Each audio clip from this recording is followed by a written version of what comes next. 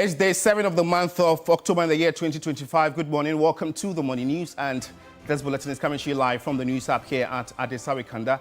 We are live on Facebook. It's TV3 Ghana. My name is George Quinn. On to our very first story. Ashanti Region MPP Chairman Bernard Enchiboesiako to be charged with money-related offences as he appears in court today.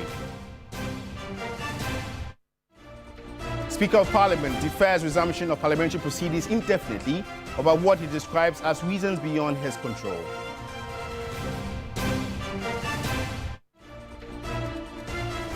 Twelve persons arrested for engaging in activities that led to the destruction of a section of the railroad line linking Takoradi to Nsota in the Western region.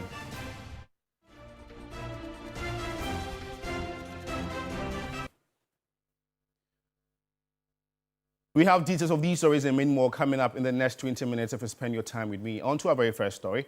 Parliament will no longer resume next week Tuesday because the Speaker, Alban Bagrin, has postponed the upcoming meeting indefinitely. For reasons beyond his control, the Speaker says his initial notice for members to return to post on October 14 can no longer hold. A new date will be announced later.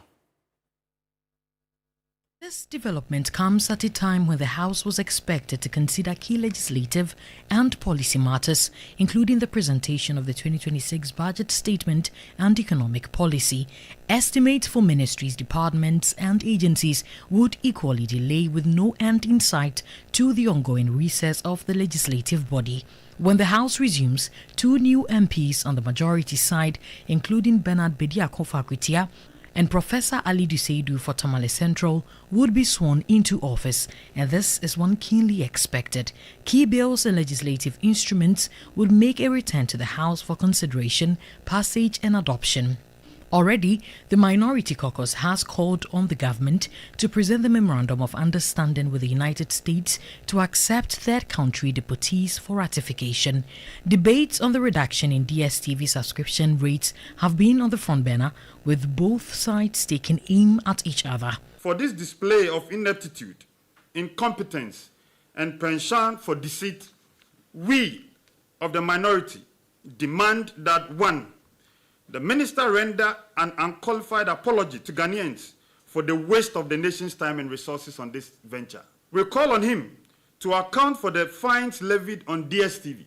We deem him unfit to continue as the minister for this strategic ministry of communication, digital technology, and innovation, and therefore call on him to resign or for His Excellency the President to fire him. The majority does not see anything wrong with the ministers asking for a price reduction, which is not against the law. It is in this context that the current administration measure, including the reduction in DSTV subscription prices, should be viewed as part of a broader effort to reset and revitalize the sector. On the specific issue of DSTV pricing, the minister acted in the supreme interest of DSTV consumers in Ghana. There is nothing irregular about the minister's engagement with MultiChoice, and there is absolutely no justification for the call on the minister to resign. It is expected that a new date would soon be announced for the resumption of the third meeting of the first session of the 9th Parliament, with pressing issues at stake. Now, 3 mining-related charges are expected to be preferred against the Ashanti Regional Chairman of the MPP, Bernard Enchiboesiako, also known as Chairman Wontumi. Expected to appear in court on Tuesday, October 7, that's today, Chairman Wontumi was granted bail in the sum of 1 million cedis with 2 sureties following his appearance before the Criminal Investigation Department of the Ghana Police Service for a threat of arrest by the Attorney General, Dr. Dominic Ayine. There's more in this report. The trial of the Ashanti Regional Chairman of the NPP, Bernard Enchiboesiako, is set to begin on Tuesday, October 7, 2025. This follows his appearance before the CID on Monday, October 6, in compliance with the directive from the Attorney General and Minister for Justice, Dr. Dominic Ayine. Dr. Ayine had early on Friday, October 3, cautioned that the NPP regional chairman would be arrested if he failed to report to the CID, stressing that the charges against him had already been approved. The charges against Chairman Wontumi, Akonta Mining, and 5 others have been signed as I speak. His lawyers asked that he should be brought on Tuesday, but I'm insisting that he should be here on Monday. If he doesn't come on Monday, I'm going to order for his arrest. Lawyer for Chairman Wontumi, Andy Apiakubi has described the Attorney General's comment about his client as distasteful. It is incorrect to anybody to suggest that we have been lukewarm to the invitations from the Director General's office. I know that the Director General works for the Attorney General in terms of prosecution. So I consider the discourse between my good self or my office and the Director General's office as equally, by extension, to the Attorney General's office. But I want to express my disappointment in the warning that the refusal to defer the meeting. The warning was that it should Chema fail to appear. He will order the arrest of Chema to go to Accra. Indeed, we don't need to unnecessarily increase the political temperature in the country. And we have responded to all invitations, all. Speaking after the engagement with the CID, Andy Apiakubi commended the professionalism of the police service and said his team was fully prepared for Tuesday's court appearance. Let us also congratulate the police system for being so professional in the discharge of their responsibility. We also take this opportunity to congratulate the Attorney General who has facilitated all this. We will see you in court tomorrow. We are not supposed to prove innocence. Our job is to allow prosecution to finish, and then we will come in with our response. Could be submission of no case, could be a defense to the allegations. Chairman Wuntumi is facing charges linked to alleged illegal mining activities involving Akwanta Mining Limited, a company reportedly associated with him. Let's still say the PCID. The former Attorney General Godfred Yeboah-Dame has done nothing untoward to merit the charges brought against him and will in the end be vindicated. That's according to former Deputy Attorney General Alfred Tua Yeboah, who also alleged the charges against his former boss as being politically motivated. Noble Crosby Annan has more. The former Attorney General Godfred Dame reported to the Criminal Investigations Department to assist with investigations following a formal petition filed against him. The petition was submitted by Richard Jakpa, Director of Special Operations at the National Security Secretariat. Jakpa, who was a key figure in the ambulance procurement case involving Finance Minister Dr. Toforsing, is calling for a probe into alleged misconduct and what he describes as attempted fabrication of evidence. Responding to the allegations against his former boss, former Deputy Attorney General described all allegations against Godfred Dame as politically motivated. Purely political, and I think it's also coming out of dislike for Godfred Dame. The complainant in this particular case, he knows deep down his heart that this matter would have arisen if he had not gone to see one of his relatives, the Supreme Court judge, to speak to Godfred Dame. And so he knows that Dame is innocent, but he still wants to press it. We are ready for him. Godfred is ready for him. According to him, Godfred Dame is innocent of all the allegations. The former AG in his office as the AG discharged his duties with all diligence. I was his deputy, and I can state without any equivocation that he has done nothing untoward to merit this kind of charge that has been brought against him. But at the end of the day, truth will stand. Truth will stand. Godfred will be vindicated. Another leading MPP lawyer, Frank Davis, who also accompanied Godfred Dame, questioned why the matter had resurfaced despite a judicial pronouncement on the same issue. A matter which has received judicial pronouncement. This is the first time we are hearing it. What? It's like a... This complaint has been made already. It has received a judicial pronouncement. So what? What you? Is it not obvious to you? Is it not obvious what the petition is asking? So, guys, I need no say. Meanwhile, tension briefly flared outside the CID headquarters when some supporters of Godfred Dame clashed with police officers who tried to disperse them from the compound. Well, if you're just tuning in, you're watching the morning news on TV3 with me, George Queenan. In more news this morning, minors who received their Ghana cards effective yesterday, October 6, are now eligible to engage in transactions with their personal biodata rather than through third parties. More than 350,000 Ghana cards of children aged 6 to 14 years are being issued by the National Identification Authority, NIA, are taking place in 56 districts across the country. The news team visited some centers and reports. Effective October 6, the National Identification Authority (NIA) is issuing Ghana cards to more than 350,000 minors. 11-year-olds Blessing Dede Adinam Agbo and Precious Kwatima Frimpong are part of the lucky recipients. As students of the lab Bethel cluster of schools, they registered for their Ghana cards when they were in primary 6 and now on JHS 1. They just could not hide the excitement in the acquisition of the ECOWAS identity card. How do you feel knowing that you're going to be an owner of a Ghana card? Because I have a tablet, and when I get a Ghana card, I can go and register my SIM. I can use my tablet to search my homework, and I can do things I want to do on the phone. Yes, that's why I'm happy. So how do you also feel? I feel excited to finally have a Ghana card. We have been waiting to have a Ghana card, and now we are finally having it. And I'm happy because having a Ghana card means that I'm a Ghanaian. So I'm now a fully Ghanaian, like officially. So I'm very, very happy. So I spoke to a colleague of yours. He said he did the Ghana card. He registered when he was in class 6, and now it's in Form 1. Is the same? Does that apply to you? Yes, yes. It was too long, or? Yes, that's why we are now happy. That's why I'm very, very happy. I feel happy because if you are traveling, like you are going to Togo, you are going to cross the border, they'll be asking you for Ghana card, so you can use it. You can use it to, like, for SIM cards. Here at the La Bethel and Salem cluster of schools, the Ghana cards are sealed in envelopes and later handed to the headmaster for onward distribution to parents of these applicants. The authority fears the student might misplace the cards. Here at this very center, as at 12:05 p.m., 5 cards of these minors had been issued. So 100 both centers. So hopefully on a daily basis, 200 cards will be issued according to the NIA. At the Registrar General's department, the exercise did not take place, but rather the day was used to set up. Issuance of the cards will be made at the Manche Takiteri at the first cluster of schools at Adabraka. In 2024, NIA commenced the registration of children between 6 and 14 years in 168 districts. The registration suffered technical glitches, compelling the authority to put it on hold. As at the time the registration was put on hold, the authority had registered about 377,000 minors.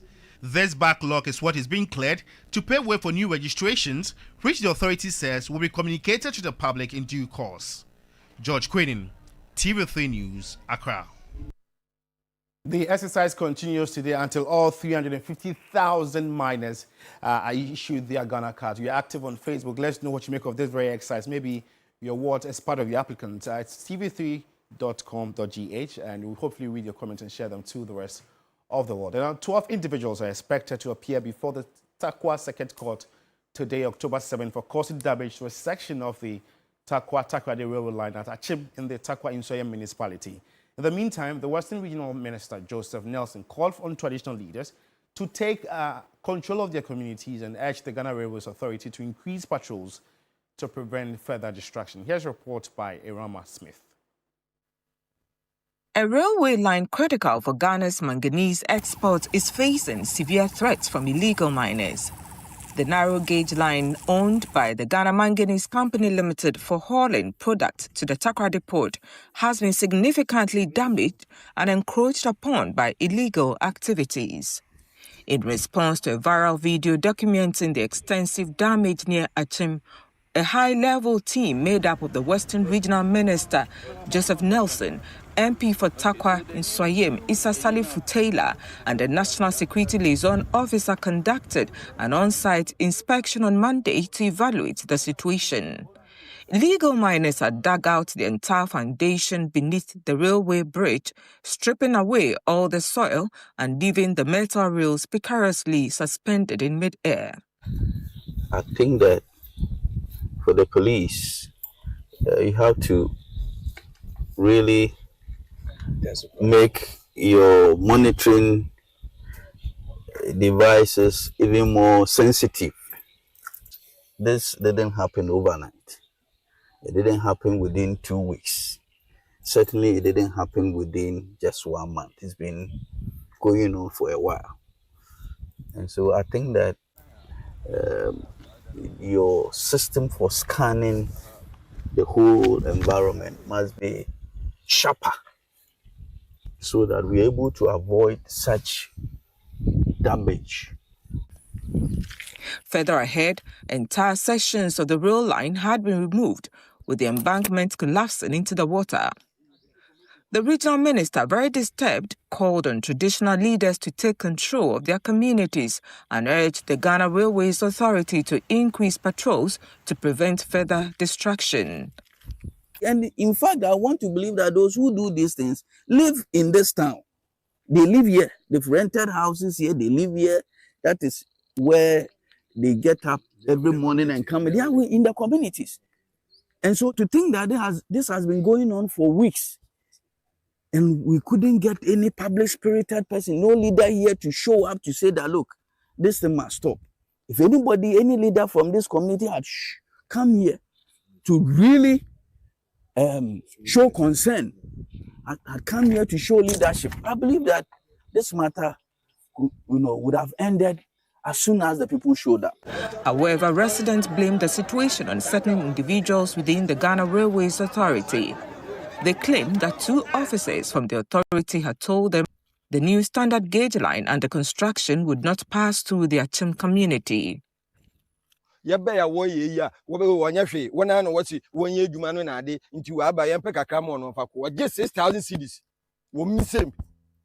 boys in way you man, obi enya baby nya one of come the one. No am boys we tutu ade na because I will back catch ade o ma work asema was nananom. I will rem we senior ya kwan eti meka de kwan no fa ntwe biu. Iti nananom wo ma den biu. To tackle the current crisis, the youth and community members are taking action to reclaim the legal mining sites in Achim. Ye kutu ayele ni ye ba yeso.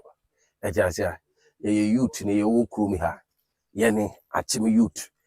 Obi o Achim krum bia o ye nyombo itidame. Obiala jinuhudi. Obiala jinuhudi nti yeni nimde adwuma we ye betima ye.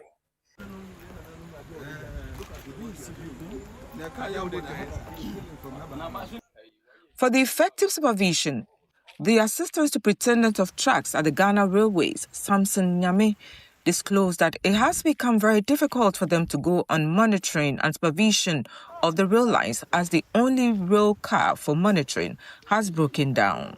We have to get mobility. We use railway and the rail car, and the rail car is now spoiled. It's now at Takwa.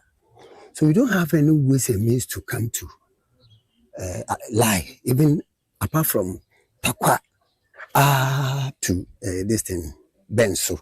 We don't have any means to travel more than 4 miles. In the meantime, the operational commander of the Western Central Police Command, ASP Edem Selassie, who briefed the Western Regional Minister, says 12 individuals were arrested in connection with the damage of the rail line at Achim and will be appearing before Takwa Circuit Court on Tuesday, October 7. That is to say that we actually heard information about the people working very close to the railway track, and when we came, we managed to arrest 12 people, and as I speak to you now, they are facing court action. And in fact, we realized that the police was in a very deplorable state. And Irama Smith, TV3 News, Takwa. Well, that's how we end today's edition of the Morning News. For more news updates, just log on to our website, it's freenews.com. Alternatively, you can join the team at 12 on News Central. That's Kamini and Mawane Egbata. In a world where you can be anything, just be kind. It costs nothing to be kind. Thanks for watching. It's always a pleasure coming your way. Good morning.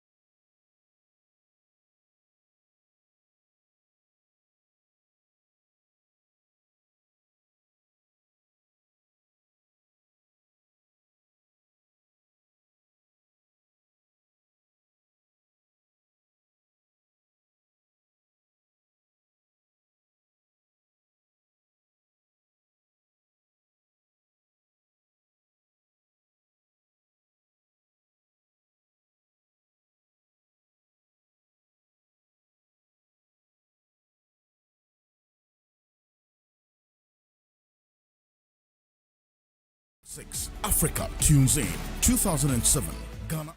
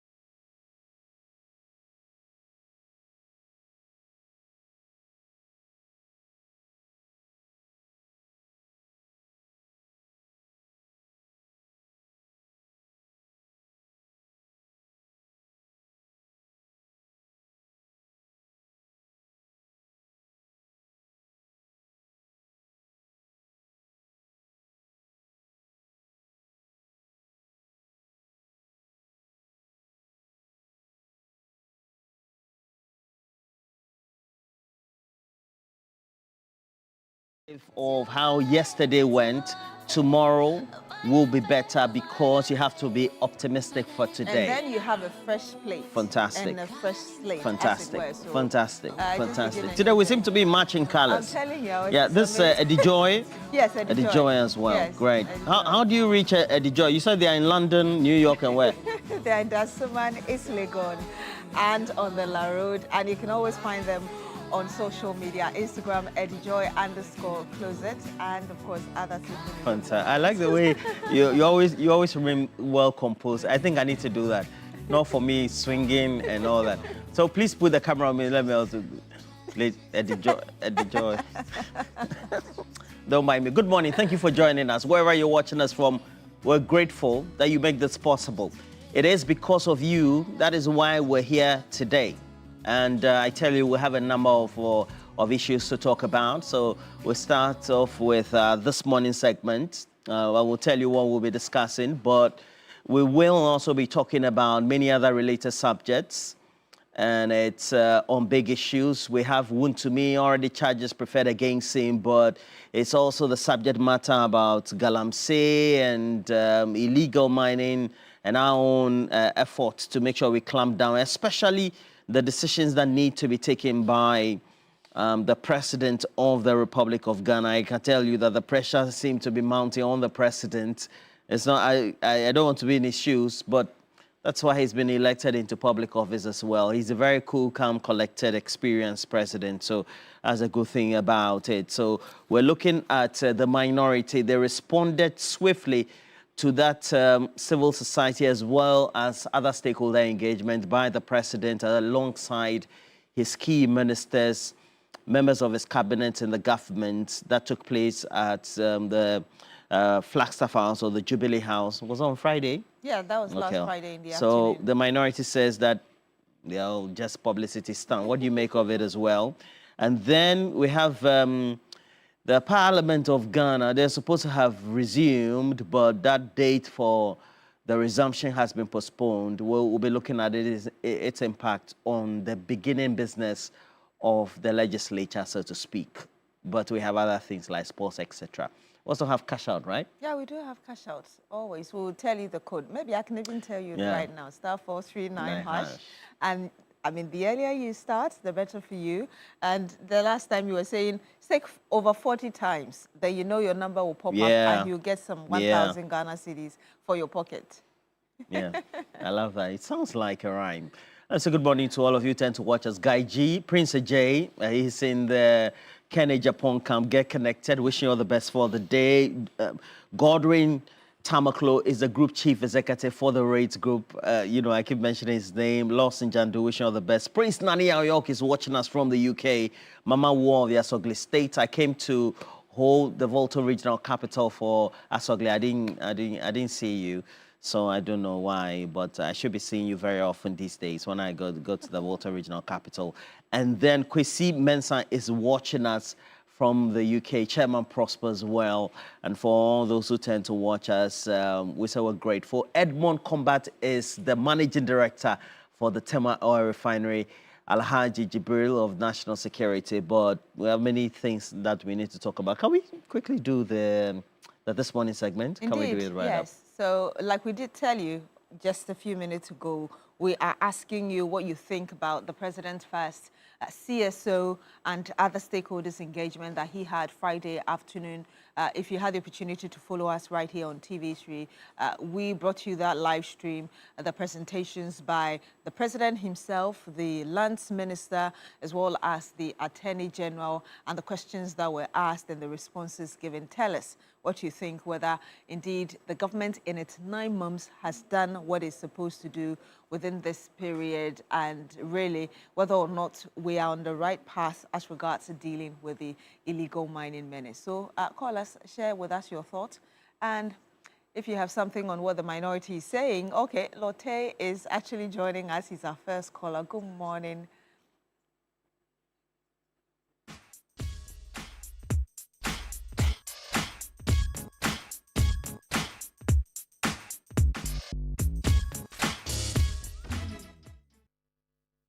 And welcome to the This Morning segment on New Day. And we already do have Lord with us. Good morning to you, sir.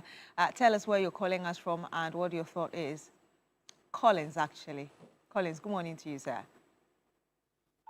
Yeah, good morning, Beatrice and Roland. Yes, sir. Good morning. Tell us where you're calling us from. I hope you're well.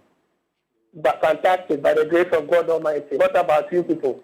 We're also fantastic. Thank you. We're doing amazing. Fantastic, yes. You amazing. Are doing good. Let me say this before I go on. You remind me of Philippine Godot. Okay. You said? Please go ahead. Okay, I said, let me commend you, TV3. You are best of the best. I'm telling the gospel fact. What have we done? It's amazing. Yes. You see, your journalism is undisputed. I wonder why we have GTV, that's the nation state pass. Oh yes, I'm telling you. Stop this fight. No, this fight. Please stop this fight. Let me say this. Stop this fight. Stop this fight. Stop. Collins, relax. Look. I know, but it's reality. The whole Ghana, everybody turned his television on you. Every institution. I'm telling you the gospel fact. I know what I'm from, what I'm coming from. Yes. Good, keep the good work you are doing. Let me take this quick opportunity to greet Ashimo, NDC Greater Accra Regional Chairman. About this Galamsey fight, you see, it's amazing. My worry is the big men over there, they are involved. They know themselves. And we are just spreading money. We are wasting money here and there. The money we can use to build schools, hospitals, construct roads, and so on and so forth. We are just using the same money to deploy policemen and military to the forest. You see, they know themselves, the chiefs, the NSDCs, the big men in this country, they know. There's no price that going to the police and so on and so forth. They can buy this excavator.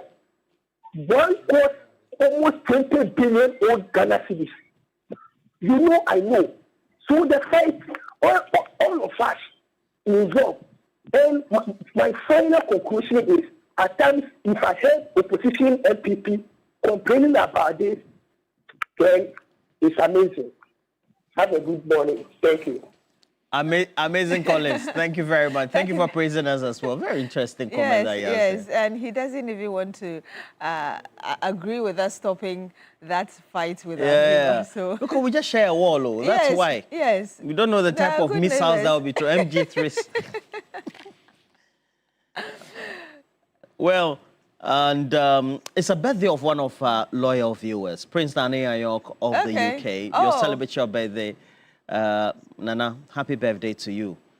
Okay, happy birthday we to have you. to watch this. I mean, the illegal mining menace is not just affecting forest and water bodies. It is also affecting even some state, properties like railways, and we already do understand that they've started illegal mining activities along a railway line in the Western region. Let's watch this, and then we would also hear the president exactly what he said last Friday when he met the CSOs and some other stakeholders. So just watch this. We'll be back.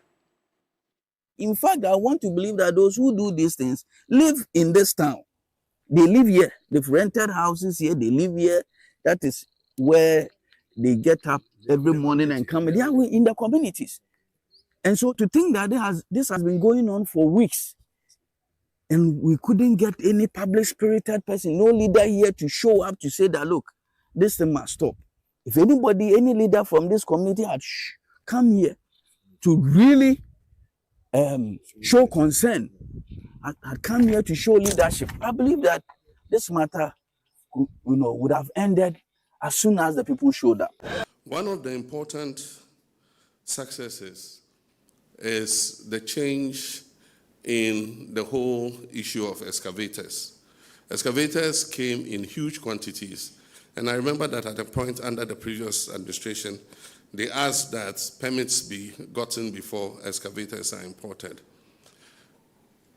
Meanwhile, the law did not say you should get a permit after, but that was what we came to meet, that you bring the excavator, Then you go to the Ministry of Transport and ask for a permit.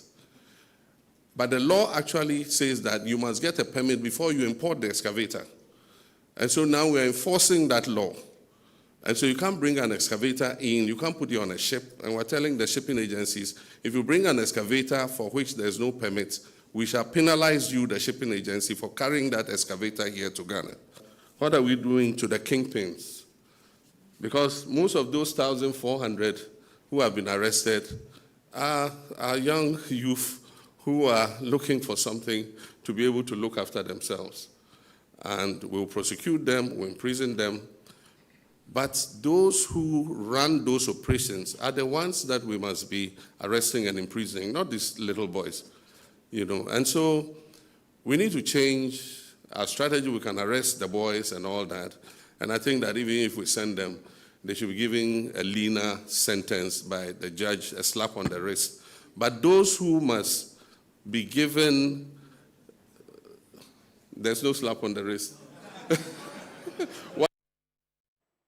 Well, President John Mahama, in his own words there earlier, if you're wondering who was speaking, it was the Western Regional Minister, Joseph Nelson. We have Alhaji on the line. Good morning to you, Alhaji. Thank you so much for joining us. Tell us where you're calling us from. And how are you? Very well, thank you, sir. How are you? Oh, I'm also good. Renan, that's right. Nah, Alhaji, bene yoroboshele. That's about. Gombian. So now I'm trying to gum. Put the guns a couple of years were not chimba. And I got some yuna.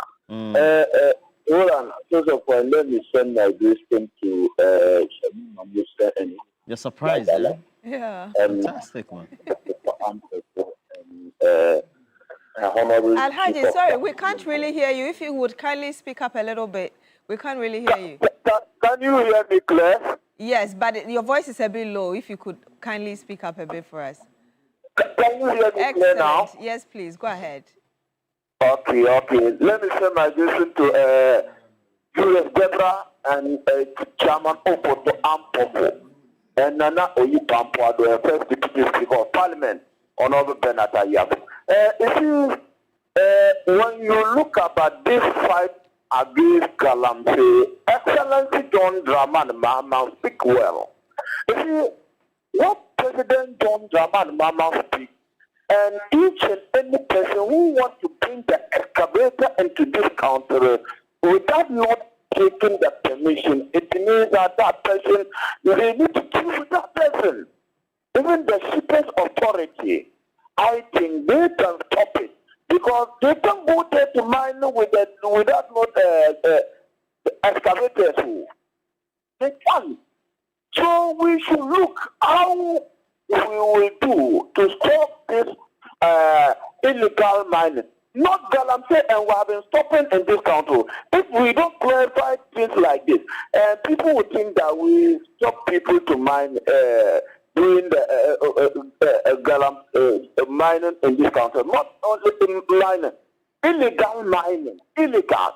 You go there to mining for where they don't tell you to go mining. So that can, people should look about this. If we go to we stop the mining, not entire mining, and they say they will stop. So let's focus about how we can do to solve our problem. But some people saying something, and what that people say, I feel share for myself, because get it to 1 month, 1 year. We didn't get 1 year, sir, and we use any step to fight against this Galamsey. And some people use 8 years, they couldn't fight against the Galamsey. Even they don't care what people say. So let's keep on praying for Excellency John Dramani Mahama, and he should go. Hello, Alhaji. Alhaji. No, oh, I think I've lost him. Thank you so much. Thank you very much, Alhaji, for speaking to us. and for calling in this morning. Yes, so the issue on the table is what you make of how the government is dealing with the illegal mining menace 9 months into its administration, and perhaps your own views concerning the CSOs and other stakeholders' engagement that the president and his ministers had on Friday. Roland, I believe there are a number of messages as well. I have a number of messages so far. I'm saying good morning to you, Jerry Amejiro. Wish you all the best for the day. He is Secretary, NDC, Norton Constituency. And this one is coming from Guy G. Guy G says that he wants us to look into vaccination of HPV, that's the human papilloma virus vaccination, to children, so to speak. That would be 9 to 14 years without parental consent. Okay, we'll take a look at that. And then also says the birthday of Dr. Mahmoud Bawumia. He turned 62 today, and so Guy G says happy birthday to him. All right, let's speak to Ghana. But good morning to you, sir. Thank you so much for joining us on the This Morning segment on New Day. Tell us where you're calling us from and what you make of what we're discussing today. All right, so my name is Ghana, but calling from Takwa. Yes, sir. Yes, sir, we can hear you. Please go ahead with your point. Okay, all right, thank you. So on the issue of Galamsey, you know, whenever we start to do something, and the first how we started, you know, this is not the first time starting fighting for Galamsey and all these things. But I think we need to change our style on how we fight against this issue. Okay? Now, we say we don't want Galamsey to, you know, happen. Now, every day in, day out, we have shops that they sell these tools that they use to do Galamsey. These transfer machines and other stuff. And when they import it, it passes through our harbor and port and others. So why don't they stop it from there? It's simple. Again, those communities, they have chiefs, assembly members, and then even those lands, they have these Ibishapin and other people. So they have to be held responsible, especially the chiefs. The chiefs, Ibishapin, assembly members, they know everyone who is doing that. Okay? So this should be simple thing. The first, those machines needs to be stopped. And then the excavators, you hear people burning excavators and all that, which is not necessary.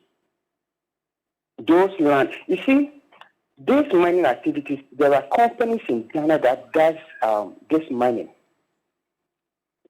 They are all, you know, into this gold business. And they are doing it successfully without polluting our environment.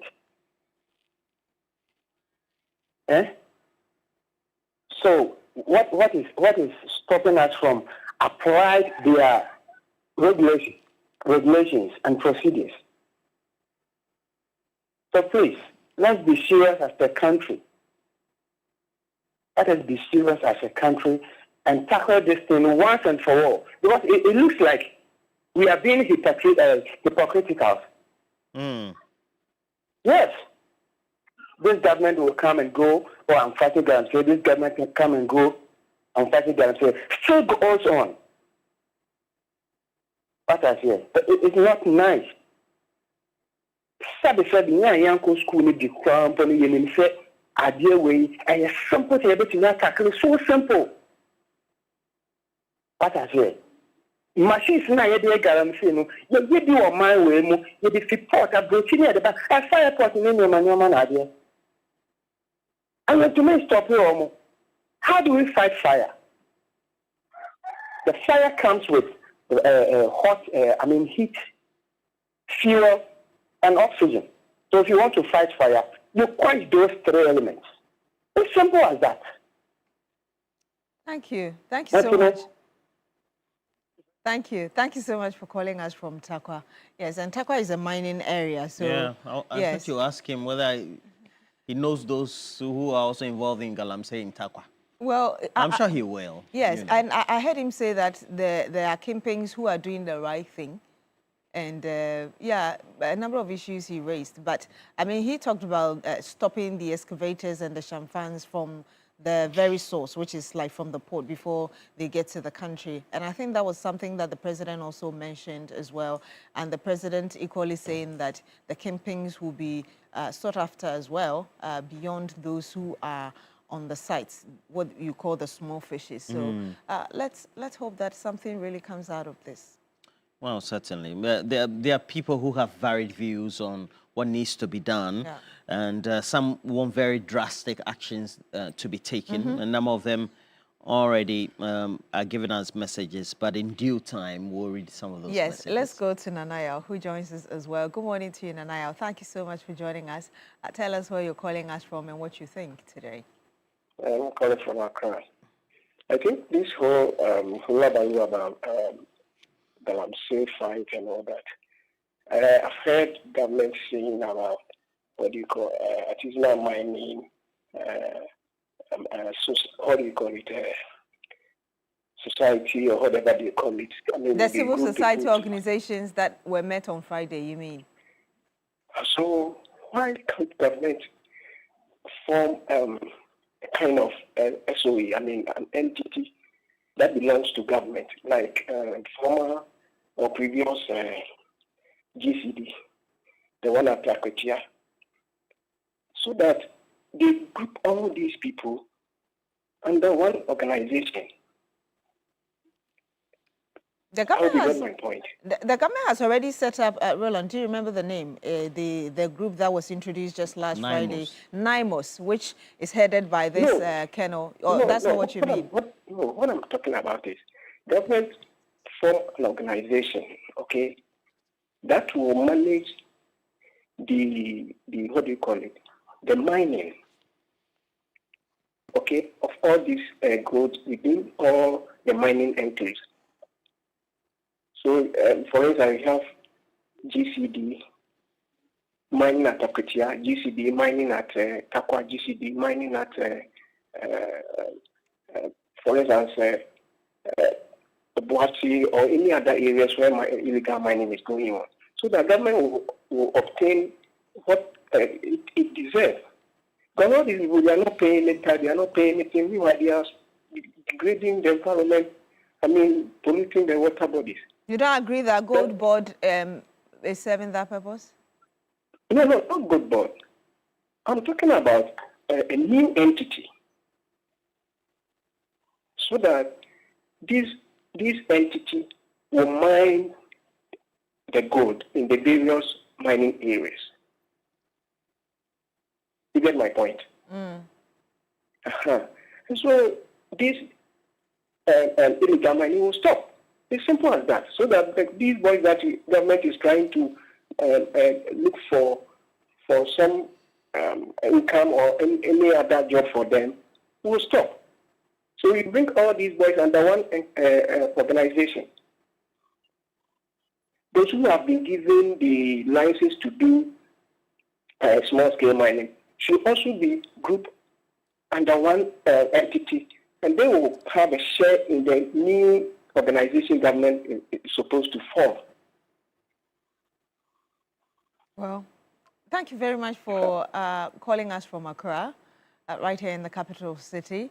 And Roland, there's something I noticed there. One who called us from Takwa said it's simple as that. Yeah. This one too says it's simple as that. There are many people who seem to think that it's a very simple action that the president needs to just make a decision or take a decision because he's commander-in-chief of the Ghana Armed Forces.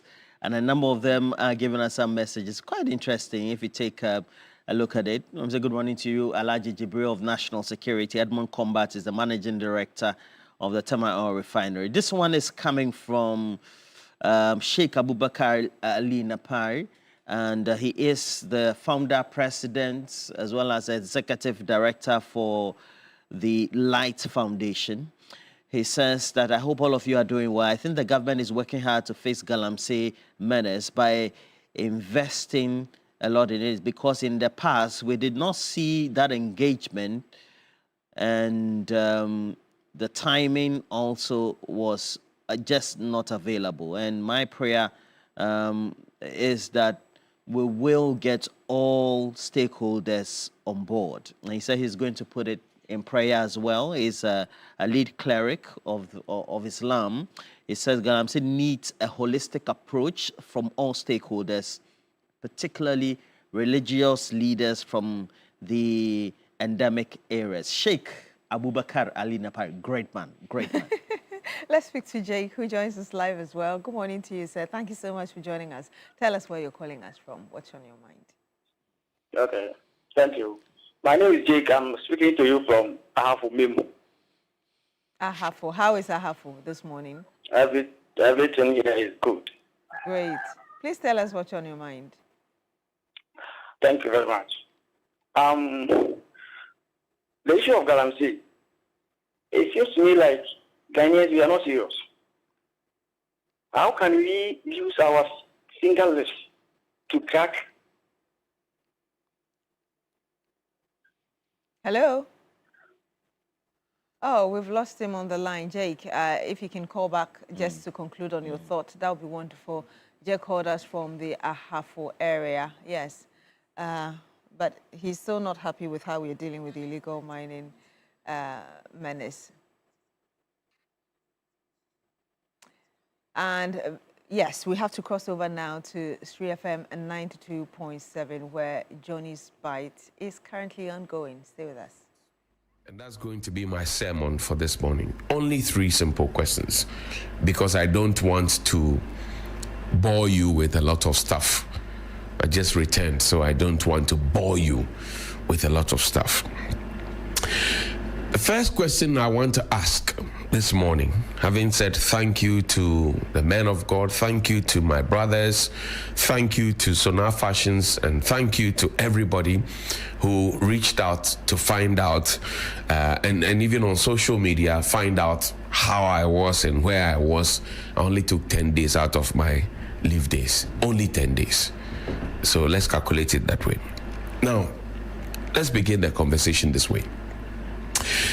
The Member of Parliament for Okaikwe South, Ernest Adomako Keon, he also reached out at some point. And we just want to say good morning to the Member of Parliament. We look forward to that one-on-one conversation that we want to have with him. But my first question this morning is, where is Mr. Ken Ofori-Atta, our former finance minister? Sixtus, put a picture up there. Where is he? The OSP told us that they had declared him a person that is wanted. His wife and family came to tell us that he was on medical treatment. But we know that the OSP has declared him wanted, and they are looking for him to come and answer to certain questions. So I asked this morning, as a country, where is Mr. Ken Ofori-Atta? He's our beloved Ken Ofori-Atta. Our white-wearing, Bible-quoting Ken Ofori-Atta, the best finance minister that Ghana ever had, according to President Akufo-Addo. I asked this morning, where is Mr. Ken Ofori-Atta? And why is nobody talking to the people of Ghana? If the OSP, my senior Kisie Jabin and my colleague Same Dako gave us the impression that they were pursuing him and they had declared him what? Where is Mr. Ken Ofori-Atta? You remember DDEP, Domestic Debt Exchange Program? You remember that? You remember we will not go to the IMF, we are a proud nation, etc. You remember all the Bible verses, or have you forgotten? You remember how our economy, just put a picture up. You remember our economy, how it was declared junk status. You remember our exchange rate. You remember our fuel prices. You remember all those ones. So this morning I ask, where is Mr. Ken Ofori-Atta? Do you have the answer? Do you know where he is? Is he still a person who is wanted? Is the OSP looking for him? Or they are not interested anymore? Ghanaians need answers. Where is Mr. Ken Ofori-Atta? It's a very simple question. It must not be like the question that was asked of Reverend Amishadai of the GRA at the time, who was sitting with the finance minister that he answers to, or deputy finance minister that he answers to, Abna Osei-Asare, who actually authored the letter sometime on 5th August of a certain year, I think 2022 or so, telling everybody that post-retirement contracts will not be approved. And the same honorable is in parliament now pontificating as if she loves Ghana more than everybody else.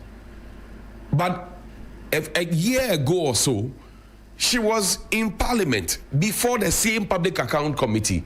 Said to come to me, telling us and asking why somebody was asking how old Reverend Amishadai is. Sam George was the one asking that question. You see why I tell you that we should, this government, if they go back on their words on post-retirement contracts, because I know and I've heard how some people want to get back into the system. Recently, G-Tech had to come and write about the UCC vice chancellor and come to say that, look, he has to leave office. And I say there are many more of them. Sometimes when you finish the program, you get some elders and senior citizens who call you and tell you, oh, don't put their pictures up, But it hurts.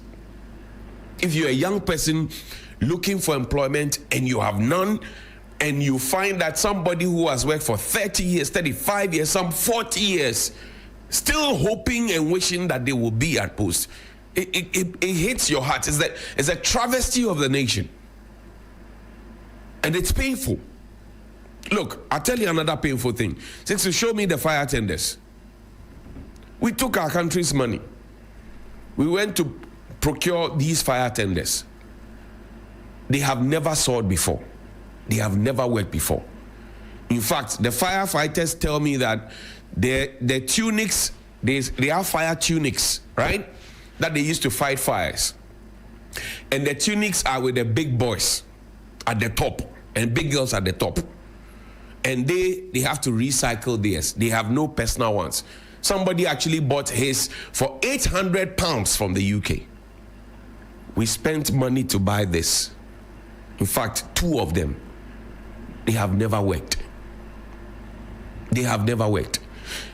If you talk to a firefighter, if you know a firefighter, ask him what Kumkum Baja is. It's not the telenovela you watch.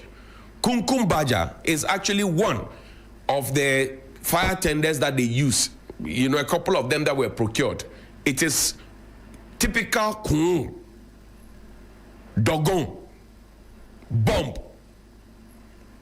If you ask any fire officer what Kumkum Baja means, they will tell you. If you have a friend who is or a family who is a firefighter, ask them. Now, show me the letters. And I want the executive summary before. The equipment was carried out in 2 days, 19 December 2020 and 22nd December 2020 at the Ghana National Fire Service Training School at Jamestown in Accra. The major discrepancy noted was that the driving unit supplied was not consistent with the specification provided. The specification required the supplier provided an Iveco tracker and model, whatever. But the supplier provided a MAN diesel. Now, this is where the question is. What was required and what was procured? This was procured with your taxes. And they have never worked before. And they are parked there. And I hear that there's a procurement deal now being sweetened to procure some more by the same set of people who did this to you. If you say you are resetting, you have to reset properly. The specified delivery of 6,000 liters per minute for the fire pump could not be verified. The stated delivery is 2,300 liters per minute, which is not consistent with the required specification. The quantity of the equipment required was 2, and 2 equipment were delivered. The equipment could not be tested fully in the absence of the supplier. The fuels specification required for the engines could not be determined, as the information could not be verified. The non-compliance with specification forms a basis for rejection of a downward review of equipment cost subject to conditions. Now, look at the challenges to the inspection. The supplier, Yotech, was requested to provide a representative to walk the inspection team through the inspection, but did not. This made it difficult to confirm some specifications and carry out some tests, as the equipment has not been received. What are the conclusions? The equipment does not meet the specifications required. They are malfunctional on the equipment with chassis number so and so. This was procured with your money. They have given us recommendations. I won't waste my time with it. But I'm telling you that the payment, let's look at the notes. Payment must not be made for the equipment because they do not meet the required specifications. The equipment must not be used, and the supplier must be officially invited to retrieve the platform from Ghana National Fire Service premises to avoid any claims by the supplier while there is no conclusion. Warranty must be renegotiated to commence only after final negotiated agreement. Now, why is this important? Since find me the other fire service letter. Why is this important? This is 2020. In 2020, 5 years ago, when we complained about health and safety in this country, 2020, somebody went to buy bomb and came to deliver it, and it has never worked. 2020, somebody went to buy bomb and it has never worked. And there's not one person, it's a group of people. And those same group of people are regrouping to go and buy another bomb. Now let's read the letter. This is a letter dated 24 January 2019. The managing director, Yotech Enterprise Limited, Tema. Procurement of 2 hydraulic platforms for Ghana National Fire Service. Your letter dated the 21st of January 2019 on the subject above refers. I wish to confirm a choice of a man diesel chassis for the 2 hydraulic platforms. Kindly take note and act accordingly. Thank you. Edwin Echo Blankson, Chief Fire Officer. Does he have a question to answer? I don't know. But if you look at the the number of fires that you have in recent times, and you also pay attention to the fact that you don't have fire stations in many places, and you take money to go and procure equipment that cannot be used. Once upon a time, somebody went to buy 50 years worth of material for fire service. Once upon a time. As we speak now, fire officers, like their police counterparts and prisons and immigration counterparts, are not being paid their rent allowance as we speak now. If you think that Galamsey is so strong that we must talk about it, and I agree, we have to talk about it, and we have to get the authorities to act because our lives depend on it. But wait until your house catches fire. And then they have to marshal a fire tender from 2 hours away. And the people who are using the fire tender they call Kumkum Baja, which is locked with Krokro. You know Krokro? It is locked with Krokro. No, in fact, give me this technical. It is locked with Krokro, where officers cannot be safe and they don't feel safe. Did you know that your fire officers don't have insurance? Did you know about that? So when they come and you are instructing them left, right, and insulting them, they don't have insurance. Nobody cares about them. Nobody literally cares about them. They don't have insurance. Else elsewhere, they take care of those people. I say wait until your property or your house catches fire. In fact, show me the tenders again. If you had these tenders and you have brought them and you had made to know about them, when the Makola fire happened, why didn't you deploy it there? When the Medina fire happened, why didn't you deploy it there? I can give you a plethora of fire incidents that have happened. Why didn't you deploy them there? You have gone to buy a bomb and you have come to put it there. Is that what we call causing financial loss to the state? I don't know, I'm asking. We say we love the country. We say we defend the country to a hilt. We say that we will do everything to protect our people and give our people the best. But how do we spend our money? It's a question for you to answer to yourself. Here ends my sermon. I just got back. Tell them I'm back and tell them there's fire.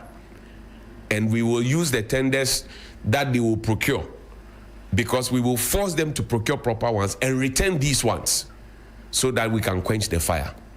Have a good morning. Please call me 055 924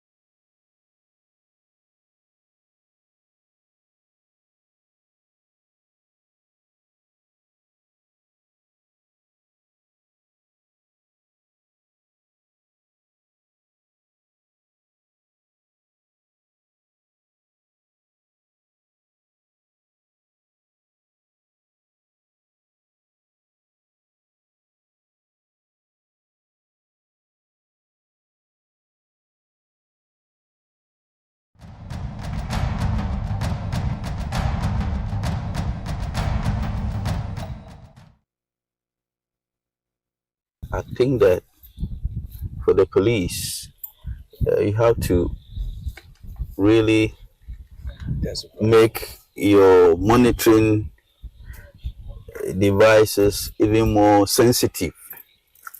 This didn't happen overnight. It didn't happen within 2 weeks. Certainly, it didn't happen within just 1 month. It's been going on for a while. And so I think that your system for scanning the whole environment must be sharper so that we're able to avoid such damage. Live in this town. They live here. They've rented houses here. They live here. That is where they get up every morning and come. They are in the communities. And so to think that this has been going on for weeks and we couldn't get any public-spirited person, no leader here to show up to say that, look, this thing must stop. If anybody, any leader from this community had come here to really show concern, had come here to show leadership, I believe that this matter would have ended as soon as the people showed up. One of the important successes is the change in the whole issue of excavators. Excavators came in huge quantities. And I remember that at a point under the previous administration, they asked that permits be gotten before excavators are imported. Meanwhile, the law did not say you should get a permit after, but that was what we came to meet, that you bring the excavator, then you go to the Ministry of Transport and ask for a permit. But the law actually says that you must get a permit before you import the excavator. And so now we're enforcing that law. And so you can't bring an excavator in, you can't put it on a ship, and we're telling the shipping agencies, if you bring an excavator for which there's no permit, we shall penalize you, the shipping agency, for carrying that excavator here to Ghana. What are we doing to the kingpins? Because most of those 1,400 who have been arrested are young youth who are looking for something to be able to look after themselves. And we'll prosecute them, we'll imprison them. But those who run those operations are the ones that we must be arresting and imprisoning, not these little boys. And so we need to change our strategy. We can arrest the boys and all that.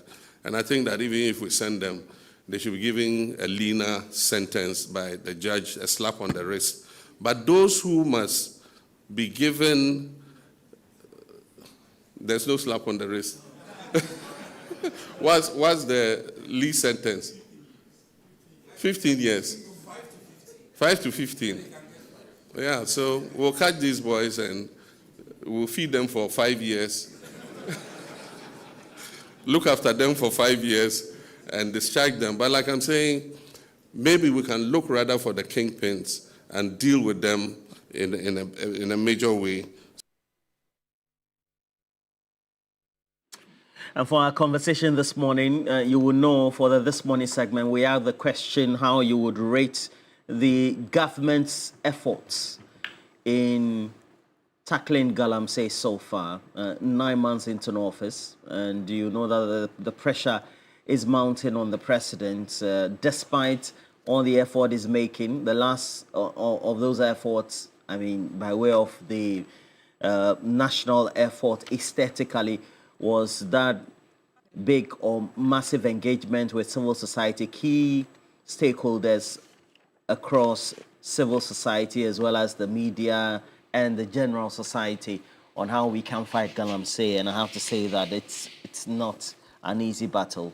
The question then we have to ask ourselves is, have we lost the battle, or could we be doing something better than what has been done so far? Because the results, well, maybe trickling in, but they are not massive. And that's why the pressure is on the president.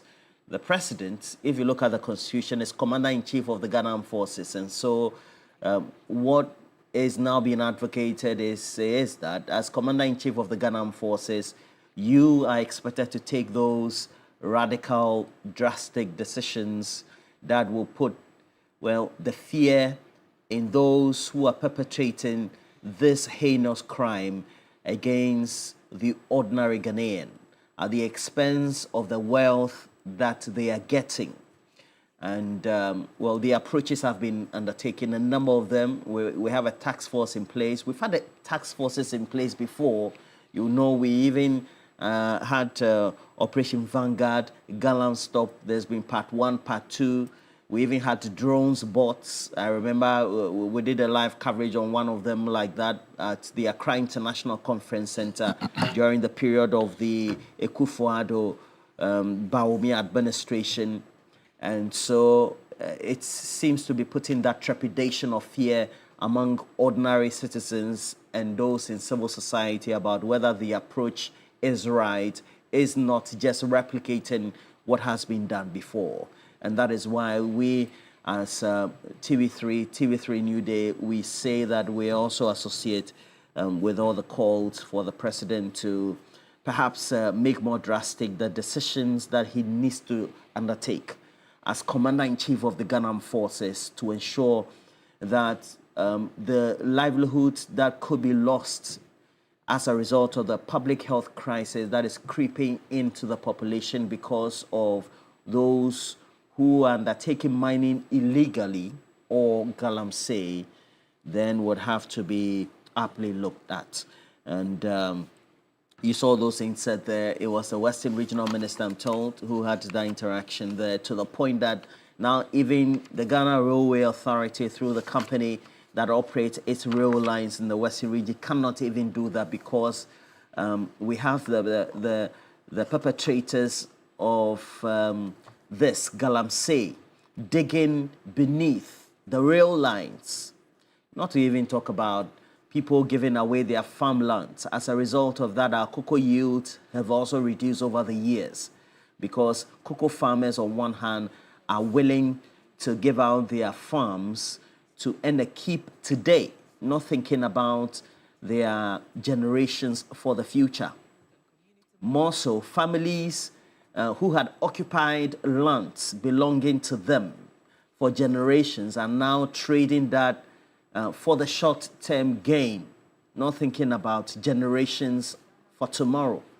The worst of is that for many of these areas where we have galamsey being perpetrated or undertaken, it also forms, or they form part of the bulk of the areas where we get our food produce or the food stuff that we put on our morning, afternoon, and evening tables to eat or buy in town.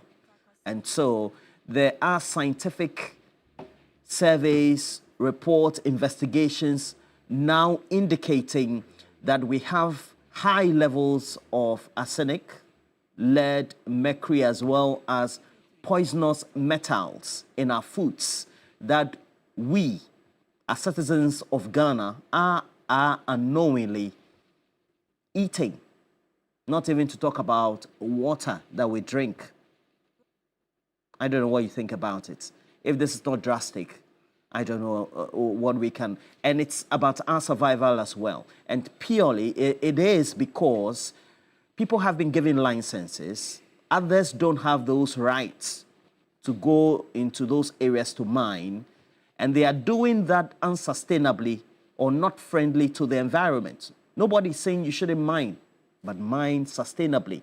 So if you mine, you make sure you recoup or you close the pits, you recycle the water so that we don't have our water bodies polluted, and control the metals that are put in those water, so to speak, that are used in washing off to be able to get those grains, or I don't know the word to use, the terminology to use of gold, the gold dust that you will get, you know, after you refine and do everything. All right, so that's why we're here today. Please, TV3 Ghana is available. That's where we're streaming. I see a number of you as well. I quickly would want to acknowledge some of you, but I also have a number of individuals in the studio to help us do the discussions. Dr. Ramsey Inusa is a communications team member for the Movement for Change. And good morning to you. And thank you for joining us as well. Your trade for your PhDs in what? Your specialty? I'm a medical doctor. You're a medical doctor by profession? Foreign medical graduate. Good, fantastic. Which of the countries did you train in? Hebei in China. No. Xie xie. Ni hao ma? Ni hao ma? You say Xie. And so we also have Theophilus Jimaga, who is also a legal practitioner, great friend of mine as well. He's also here. Lawyer Jimaga, how are you? Lawyer TK, as you're popularly called, right? Yes, great. Good to have you once again. Pleasure. I haven't hosted you in a while. Went away Pleasure. for some. We hope to have on the stream Professor Smart Sapong. He's a director for research and innovation, the Kumasi Technical University. And then we're also going to have right here in the studio a legal practitioner, very experienced one as that, also a traditional ruler, Dr. Josiah A.M. Koba, a former principal lecturer, GIMPA, as well as currently also practices to law as well. And I told you that I want to acknowledge a number of you who are on our stream. It's very important. One loyal viewer who came to Ghana recently, lives in the UK, celebrating the birthday. So I always want to wish my friends. Prince Nania York, you're celebrating your birthday today. Happy birthday to you, great guy. And Roger Agongo, I see you. Amma Kokonsa and F4 Yesuto, I see you as well. And again, we have to block all those who are putting the scam messages about data, etc. on our stream. Please refrain from doing that. You interfere with the messages and the way we seem to also read them for our viewers as well. Kingston, Bisna, Basemega, please share the stream. Let's have some great conversations. Manuel Dixon, Samuel Kate is also joining. And so, Obrin Ponkaba is also here. But look, let's get the conversations going.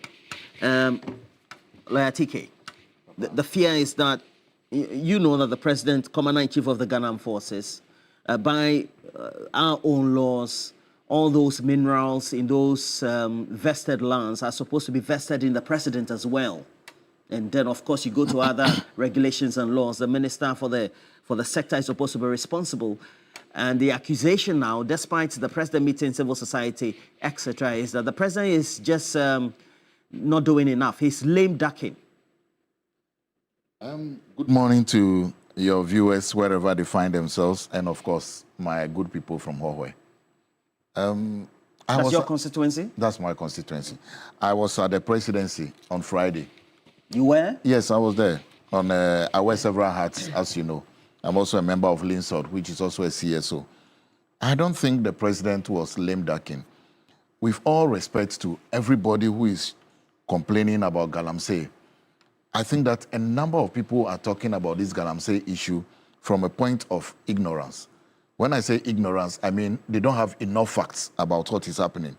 I was pleasantly surprised when the Catholic bishop who stood up to talk said a lot is being done, they are not aware. I also listened to the CSO led by Colonel Festus Abuaji, who also said that they also felt a lot of things are being done and a lot more needs to be done. My biggest problem is those who are shouting for the state of emergency to be declared. We declare state of emergency and do what? They are not telling us. Declare state of emergency and do ABC. It is like they want us to jump before thinking where to land. In fact, if I had had the opportunity that day to ask questions or to contribute, all I would have said is, for those who are in the room and who are advocates, Ken Ashigbe, etc., so much respect to them. Tell us what to do when state of emergency is declared. You mentioned here that the president, the minerals are vested in the president. He holds them in trust for the people of Ghana. That's perfectly well. The president has, the type of executive presidency we have, he has so much powers. He can do a lot of things currently, even with the numbers they have in parliament. So I don't know what is not being done today that you want the president to declare state of emergency. We were told that there were at least 9 forest reserve areas which were no-go areas previously. Now they have reclaimed all those 9 areas. Now, the persons they sacked from those forest areas, reserve areas, went back. They were chased again. A number had been arrested and brought to Accra. We are also told that there is a total overhaul of the mining laws. The LI, everybody was talking about that revoke is going to be revoked. Then there had also been community engagements and sensitization for all this. So I think that a lot of work is being done. If you see some of the pictures that were produced, in fact, I told the Minister of Lands the other day that I think that we are not late. We need to do a lot more on the education for people to know what is being done. Yes, Galamsey, you mentioned that we have high levels of poisonous materials in our foods. What were the levels then? What are the levels there? Where were they sampled, etc.? There is good work being done. So remember also, all we are saying was not done within 8 months or 9 months. There had been years of accumulation of all that is being done. And you don't expect it to just be turned around within a day or a month. I think that we are not out of the woods. A lot more work is being done. For example, the railway issue that we saw, it had happened before. It used to happen. It doesn't mean it's a justification for it to happen. And as the minister rightly said, it didn't take a day. What happens then? You also mentioned the situation where people are changing from farming cocoa to Galamsey. Admitted. But what if a big mining company acquires that area? They still cut down the cocoa tree, pay compensation, and move on. So let us not make it look like this is happening only under NDC or is happening now. Lawyer TK Jimaga, are you making a claim that the calls for a state of emergency really are ill-conceived and not the panacea to resolving this? Exactly, you've used the word. If that is your argument, why? I am happy you used the panacea. I said it somewhere the other day. It is not. Why do we need a state of emergency? What for? You have not told us what we need to do after the state of emergency. I'll give you a typical example. It happened in the Philippines. Their last president declared a state of emergency to fight drug menace. Duterte? Duterte. Yes. He's in Hague now on the fact that for human rights abuses. Human rights abuses. And when a state of emergency is declared, literally, our constitution is suspended. Literally. A lot of the rights you enjoy, you can't move, you can't do this. But tell us why you need a state of emergency to be declared. The president was very clear in his answer when he said, I will declare state of emergency, or I am supposed to declare state of emergency based on the advice of the National Security Council. As we stand now, they have not advised me to that. The day they will advise the president to declare the state of emergency, he said he will not waste even a second to do that. The president has so much power. We have NIMOS, the military group that is currently in the forest. It's a task force. It's a task force. It's not a military group, headed by a military person. Yes, headed by a colonel. And when they did their presentation last Friday, everybody was happy at the success they are achieving. And if you look at the presentation done on the stability, it was done on areas where NIMOS had worked. So the idea is, what if they scale their operation? We expect to see improvement. And yesterday, when the minister met a number of people and trying to explain what is being done, in fact, you could see that a lot more progress has been done. Are you aware that for the last 8 years, no excavators were registered? And a lot of excavators were, over 1,200, we are told, were imported within the last 6 months into the country. Now, the law, as the president said, is that obtain permit before you import the excavators. Now they say, well, you have brought your excavator. Bring us the permit and we release the excavators to you. The excavators are there. Nobody is coming for them. Now it's even becoming a headache. What do you use the excavators for? Maybe drip, maybe to the district assemblies to use. So a lot more is being done. The regulatory framework is being tightened. Licenses are not being issued. You know the number of licenses that were issued within the transition period. So please, I'm not saying let's cut a bit of slack for them, for the minister and for the government. But I think that a lot more work is being done. We only need to communicate what is being done. Then the realities will be seen. Dr. Nusa, is there a situation of perhaps an appetite of the generality of civil society and those who abhor illegal mining or the state at which we have polluted our water bodies, and then also the indiscriminate way illegal mining is being undertaken, that they have that appetite for the state of emergency other than a well program of action that could maybe within a gradual process face off the way the activity is done, or it's just that we don't understand what the government wants to do? Well, Roland, let me say good morning. Morning, to good morning, self, morning. And a good morning to council here and to the good people of Ghana. Indeed, Roland, If you look at the position of we members of the Movement for Change, as we have posited in our 10-point solution to fight the menace of Galamsey, you clearly realize that there is nothing like the call of a state of emergency. We believe that, indeed, there are other avenues that are yet to be exhausted. And as you rightly intimated this morning, the president has the absolute powers of the state, backed by the security agencies, to really enforce the laws that we have currently. The reason why CSOs, and I don't blame them, because I have even said it before that we ought to have a state of emergency. You've been an advocate. I have even in been the past. In the past. Okay. But why are you not advocating for a state of emergency today? I think that we've had a collective decision as members of Movement for Change that there is still room, or there's hope, if indeed the 10-point solution that we have presented to the people of Ghana is being adopted. So indeed, we have adopted a solution. We have shared it on various media platforms. And we believe that if the president and the ruling government would adapt to such an effect, that we can see some positive results. What's your plan? Movement for Change. Indeed. We have said that, and as the government is currently doing, that number one, they should revoke LI 2462, and furthermore, amend the Minerals and Mining Act 703 to ensure that there would not be any mining in our forest reserves. Number two, we should also put a ban, a one-year ban, on all small-scale mining and artisanal mining in this country. You should put a whole year ban? A whole year ban.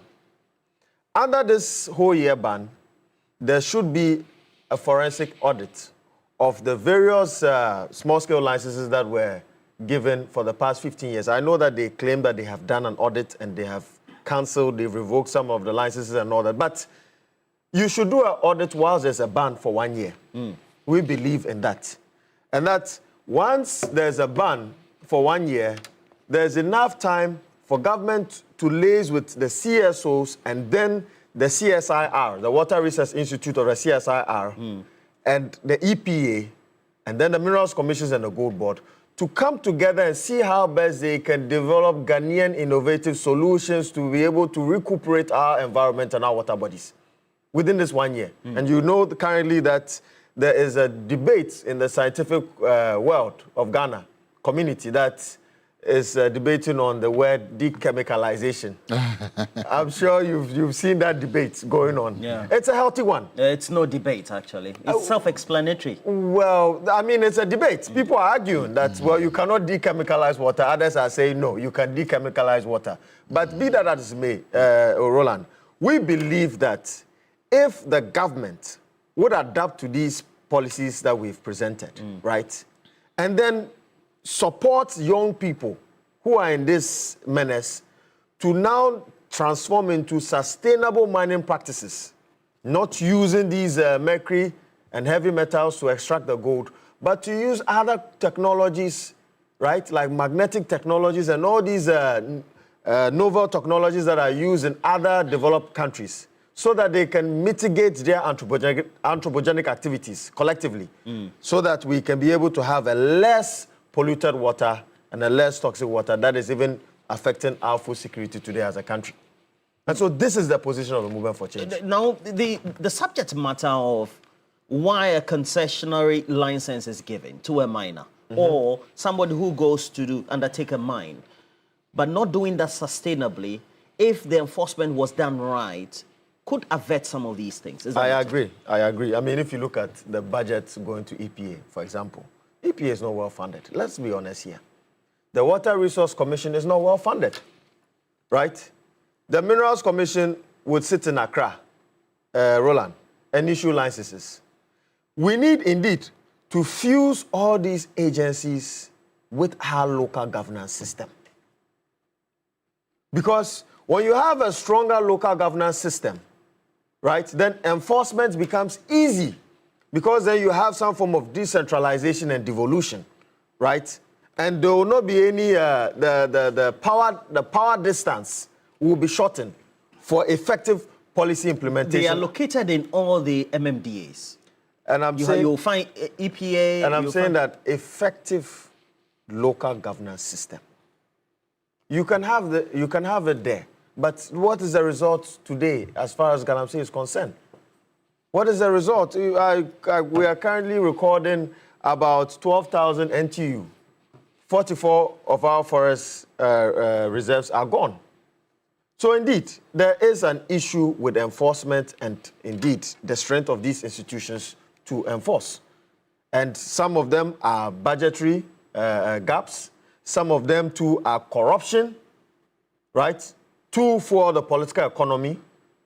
And others are just, I would say, selfish and greedy nature of some few people. And indeed, the underlying issue, Roland, is to do with unemployment. If you look at the World Bank policy notes for 2025, it's intimated in there that 80% of Ghana's poverty incidents occurs in the rural areas. Now, if you mention Galamsey, Galamsey is not in the urban area. It's all situated in the rural areas. So then you realize that over the years, we have failed to implement egalitarian policies to be able to leapfrog the dreams and aspirations of the young people in these rural areas. That is why we are calling on the government to look at how best they can tailor their 24-hour economy policy, together with the great transformational plan that we presented to them, so that they can be able to promote innovative policies that would enhance sustainable jobs for our young people, right? That would give them a meaningful and I would say a stable life. And then indeed, when we are able to achieve that, Roland, the menace of Galamsey would be reduced. Do you know that? And I was surprised to even hear it, that, do you know, back in the days in Accra, you realize that these guys pushing these... the trucks. Or trolleys. Well, would I say trolley? I'll say trolley for these ice cream trolleys. We're all from the rural areas. Farm milk and all that, right? You quite remember? Yes. Now, do you know those people doing that? Foreigners. Unemployed. Okay. No, foreigners. They are Nigerians in the space now. Nigerians selling fun ice, yogurt, and all that. Where are the Ghanaians who used to do that job? I don't understand. Due to rural to urban migration. They are now back in their rural areas, digging in the pits to find a better living as a result of Galamsey. Okay. So indeed, if we should be able to implement egalitarian policies again, Roland, to tackle the teething issues of unemployment in this country, right? I believe that Galamsey will be reduced. Professor Smart Sample has joined us. He's Director for Research and Innovation, the Kumasi Technical University. He's also a known pollster, engages public opinion on many policy-wide issues. And then, of course, when it comes to elections, his research outcome tend to predict whether it's MPP or NDC that will be winning, etc. But irrespective of that, I know this is a key public policy issue, but at the end of the day, before the John Mahama, Nana Jino Poku Ajiman government came to power, you say that the public opinion that went against the ill actions or the poor actions to tackle Galamsey by the Akufo-Addo Bawumia government benefited the NDC administration, wouldn't you say? Right, Roland. Okay. So would you say that is why we have the pressure on the president to, for example, be more stern, be more forceful, and then be more or be seen to be stronger than what he's done so far, because he's done some bit of work, hasn't he? Yes, Roland, good morning to your good self and to our cherished viewers. President Mahama has done or is in the course to doing what he's supposed to do in response to the threat of Galamsey. But I think the pressure has come on him quite early, like you said, because back then in opposition, he formulated a lot of potential response to what is happening. And many Ghanaians were expecting that immediately he got the opportunity to lead the country once again, those propositions would have been put in place and the response be seen very, very faster or early enough. So that is why, in my view, the pressure is on. It's a worthy pressure. When it was on President Akufo-Addo in the past, it was a worthy call. And the pressure on President Mahama, again, is also a worthy call. So I'll start by pleading with the political interest groups, especially the NDC. They are in power. They shouldn't take it too hard if they see the pressure coming. They shouldn't get angry. I saw on a platform where some of the party people were angry, like, why are you saying this? Go and tell Akufo-Addo, blah, blah. No. Take it.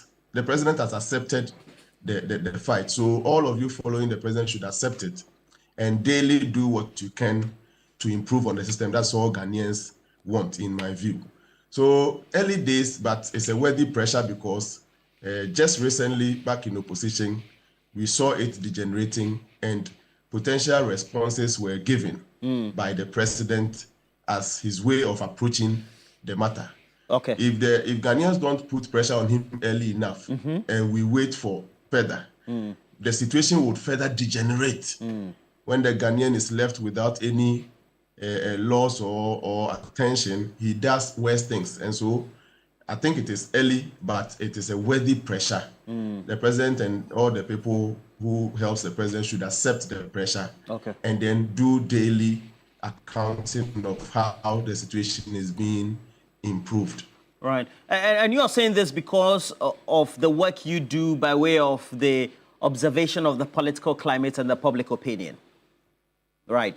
Now, you live in the Ashanti region as well. It's one of the, I don't know whether it's the right word to use, the endemic areas where we have galamsey being perpetrated.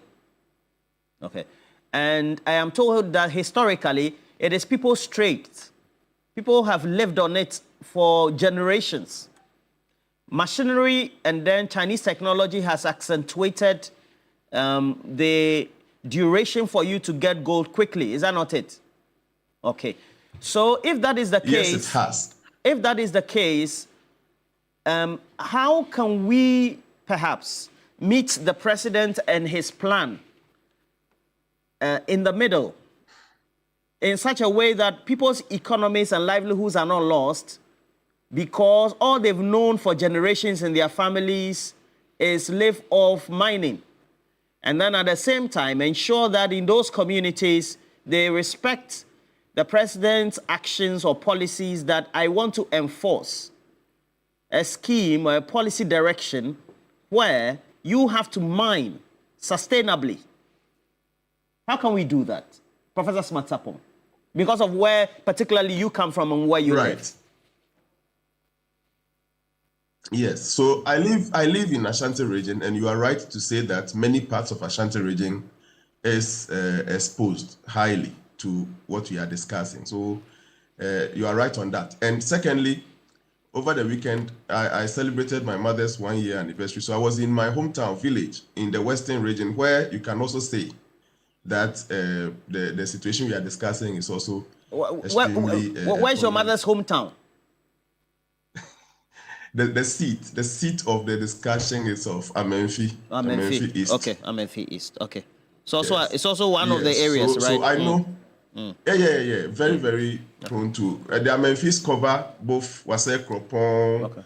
So you are a son. You are a son of Galamsey, a product of Galamsey, so to speak. In our time, there was nothing called Galamsey. So maybe the kids we are giving birth to now are those we can comfortably refer to as kids of Galamsey. But in my time, Amenfi was a very beautiful place. Just a kilometer away from my hometown, you will see the river and Cobra there. Very beautiful. Now wasted. And my discussion, ground level discussion with the people tells me that, you see, they know they are not supposed to approach the river. In fact, in our time, we were told it was a god, so people feared venturing the river. But they discovered, the Chinese assisted them to discover that right on the belt of the river, the same path the river is flowing, that same line is where the chunk of the gold is laid, naturally laid. So the river is flowing on gold. So if they try outside the river and they are not getting much, Chinese have come to demonstrate to them that right there on the belt, on the seat of the river, lies gold. They demonstrate it once, two, and they get like times 10, times 20, what they will struggle for months never to get when they are off the river. And unfortunately, this eye-opener by the Chinese has made a lot of people venture where Ghanaian ordinarily wouldn't have ventured. The rivers were very respectable natural habitats where, you and I know very well that a typical Ghanaian would have never ventured. But the Chinese came, so not only did they come with machinery and things that could cause extreme destruction within the shortest possible time, they also came to demonstrate to the Ghanaian, I'm talking experience, I know what I'm talking about, demonstrated that right there on the belt where the river is flowing lies the chunk of the gold you are off the river looking for. And when they did that, Ghanaians bought it, abused it, and our rivers are now. Prof. Charlie. If we continue to entertain foreign ideas into our traditional system, we will destroy our tradition. In fact, our tradition meant well by scaring all of us that the area is a no-go area, it's a court, it's this, it's that. Now, foreign idea has come to detraditionalize that, and we see the outcome. Now, the farms are also being lost because of this same discussion. So our food insecurity is daily becoming alarming, is reaching alarming states. Our trade, cocoa has been our backbone from day one. When you talk to Dr. Randy Abe, he will tell you that the future doesn't look good. So solution number one, and this has been my preferred solution going all these years round. Solution number one is to get the people who are doing it to understand that, you see, yes, you are getting the money, but the long-term effect exceeds money. I'm not even talking about the health implications, but our very survival, the basic things, the food is being exchanged for the gold. So someday will come, you would have money in your hands, but you cannot get healthy food to buy and eat. Right. When we educate them, get them to that level, and they understand, they will start by seeking for secluded areas like the mining giants were doing. They too were looking for gold, but they got concessions and explored. If our people will get concessions and explore and say that, oh, mining is good, but we are doing it within this parameter only, then we would be one step towards the future we all want for ourselves. So we have to start from there. It has been my position all this year round. The politician will tell you, no, it is the sole responsibility of the president. You saw that a few years ago, few months ago. And today, they know very well that it must take everybody on. But President Mahama, sincerely, with all due respect, doesn't know any amount, doesn't know the areas I know where Galamsey occurs. And I can't imagine the entire Ghana Armed Forces being able to enter into the very areas where Galamsey occurs. I can take President Mahama to my constituency and that some areas he would never know. Like, you don't know. You know the capitals only. You know only the capitals. You get to Asekopa and you think you're in Amenfi East. No. Right. So it must take the people. Let's put the politics aside at least for once, because the future doesn't look very, very good the way we are going about it. Professor Spansapo, the picture you paint doesn't look good, right? But but we need to have preferred solutions and well actioned. And it looks like all the stakeholders are involved. There are journalists involved, politicians involved, chiefs involved, market queens involved, and of course, key funding individuals also involved. And it's an economy for people. So what is the opportunity cost then if we're asking them to trade off not getting access to their gold, they are mining illegally, for what? Are we cleaning the waters up, or what's the alternative, really? What do you think? You know those areas. Yes. So, for example, every area is zoned. In my district, for example, Amenfi East, I think we have about 20 to 24 zones. So the district itself is zoned. we can declare some of the zones strategically. We can declare some of them free of Galamsey step by step. So we are going to educate these people, move them to an area where we have convinced ourselves that there is enough gold, share that area, that zone for all the zones. So for example, if we are doing 10 zones this year, let's identify 10 zones in Amenfi East where we can say, let's move everybody in Amenfi East doing Galamsey here. Government monitored, helps them establish their various concessions, provide security. You know, when they get into one area like that, it's easy to control them. Yeah. Provide security, provide this. Then the people themselves would know that the government is meeting us halfway. Okay. We can't destroy every part of Amenfi, but they have given us this area, let's say zone 1. And the people in there would adequately be compensated because, I mean, intruders, foreigners are coming in, this, that. So the indigents will be met. Some arrangement will be reached with them. Alternative livelihood programs will be enhanced over there so that we cannot say that we are destroying every part. But this part, we are not destroying. We are managing the mining over here.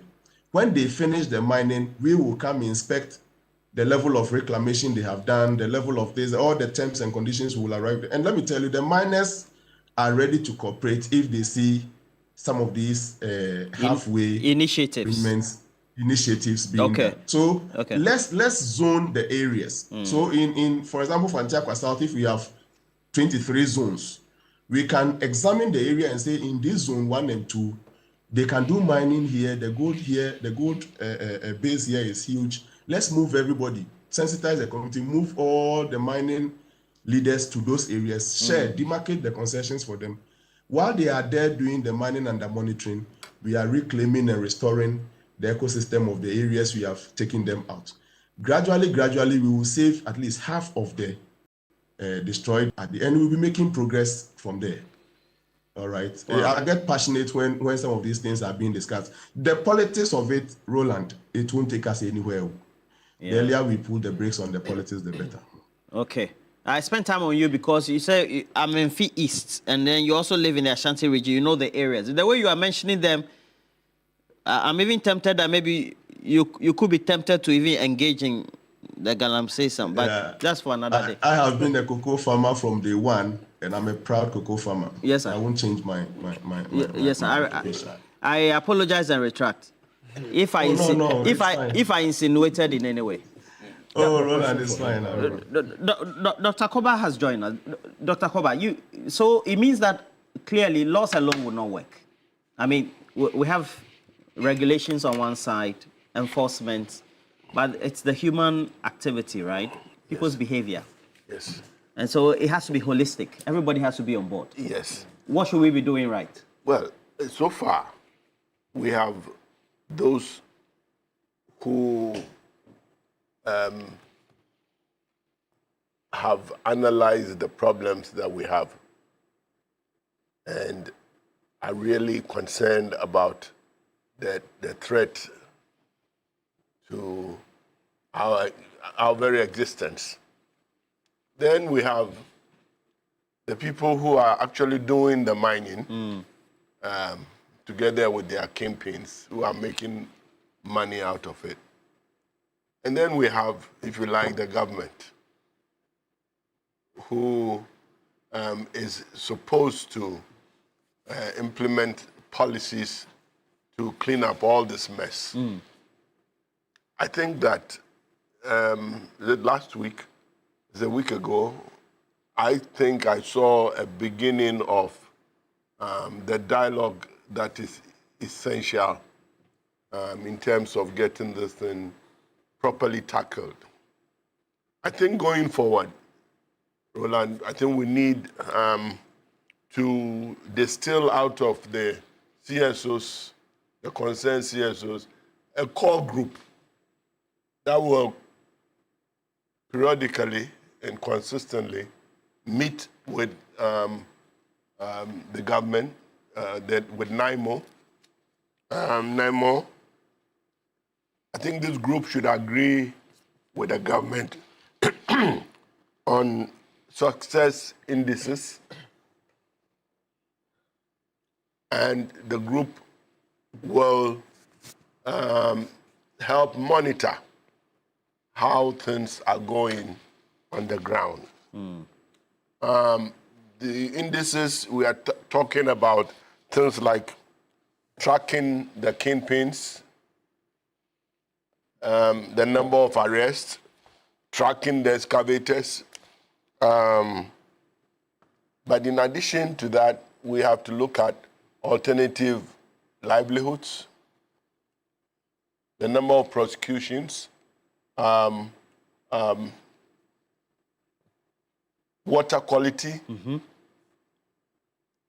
and the involvement of local authorities. So one of the problems is that in the past, concessions were granted and people were given the go-ahead without the involvement of our traditional rulers. So one of the indices that I am concerned about is that we should have a way of tracking the involvement of the local authorities and the youth locally. Then in the end, I think out of this should come a system of controlled small-scale mining. I think the professor was making allusions to some of the models that are floating out there in terms of how to control it. Yeah. I think I have not heard anyone talk about this zoning. He talks about moving. Yes. So that you are interested, but you'll move from here. This is a good area. Yes. Then after some time, you move to this area. While this place is Roland, this is the kind of practical, on-the-ground solutions that we want to listen to, away from the, I wouldn't say needless, but the politics, where it's like, you polluted more than us, and that kind of attitude, So this core group, Roland, for me to wind up, I expect a core group coming out of this meeting last Friday to sit periodically with government.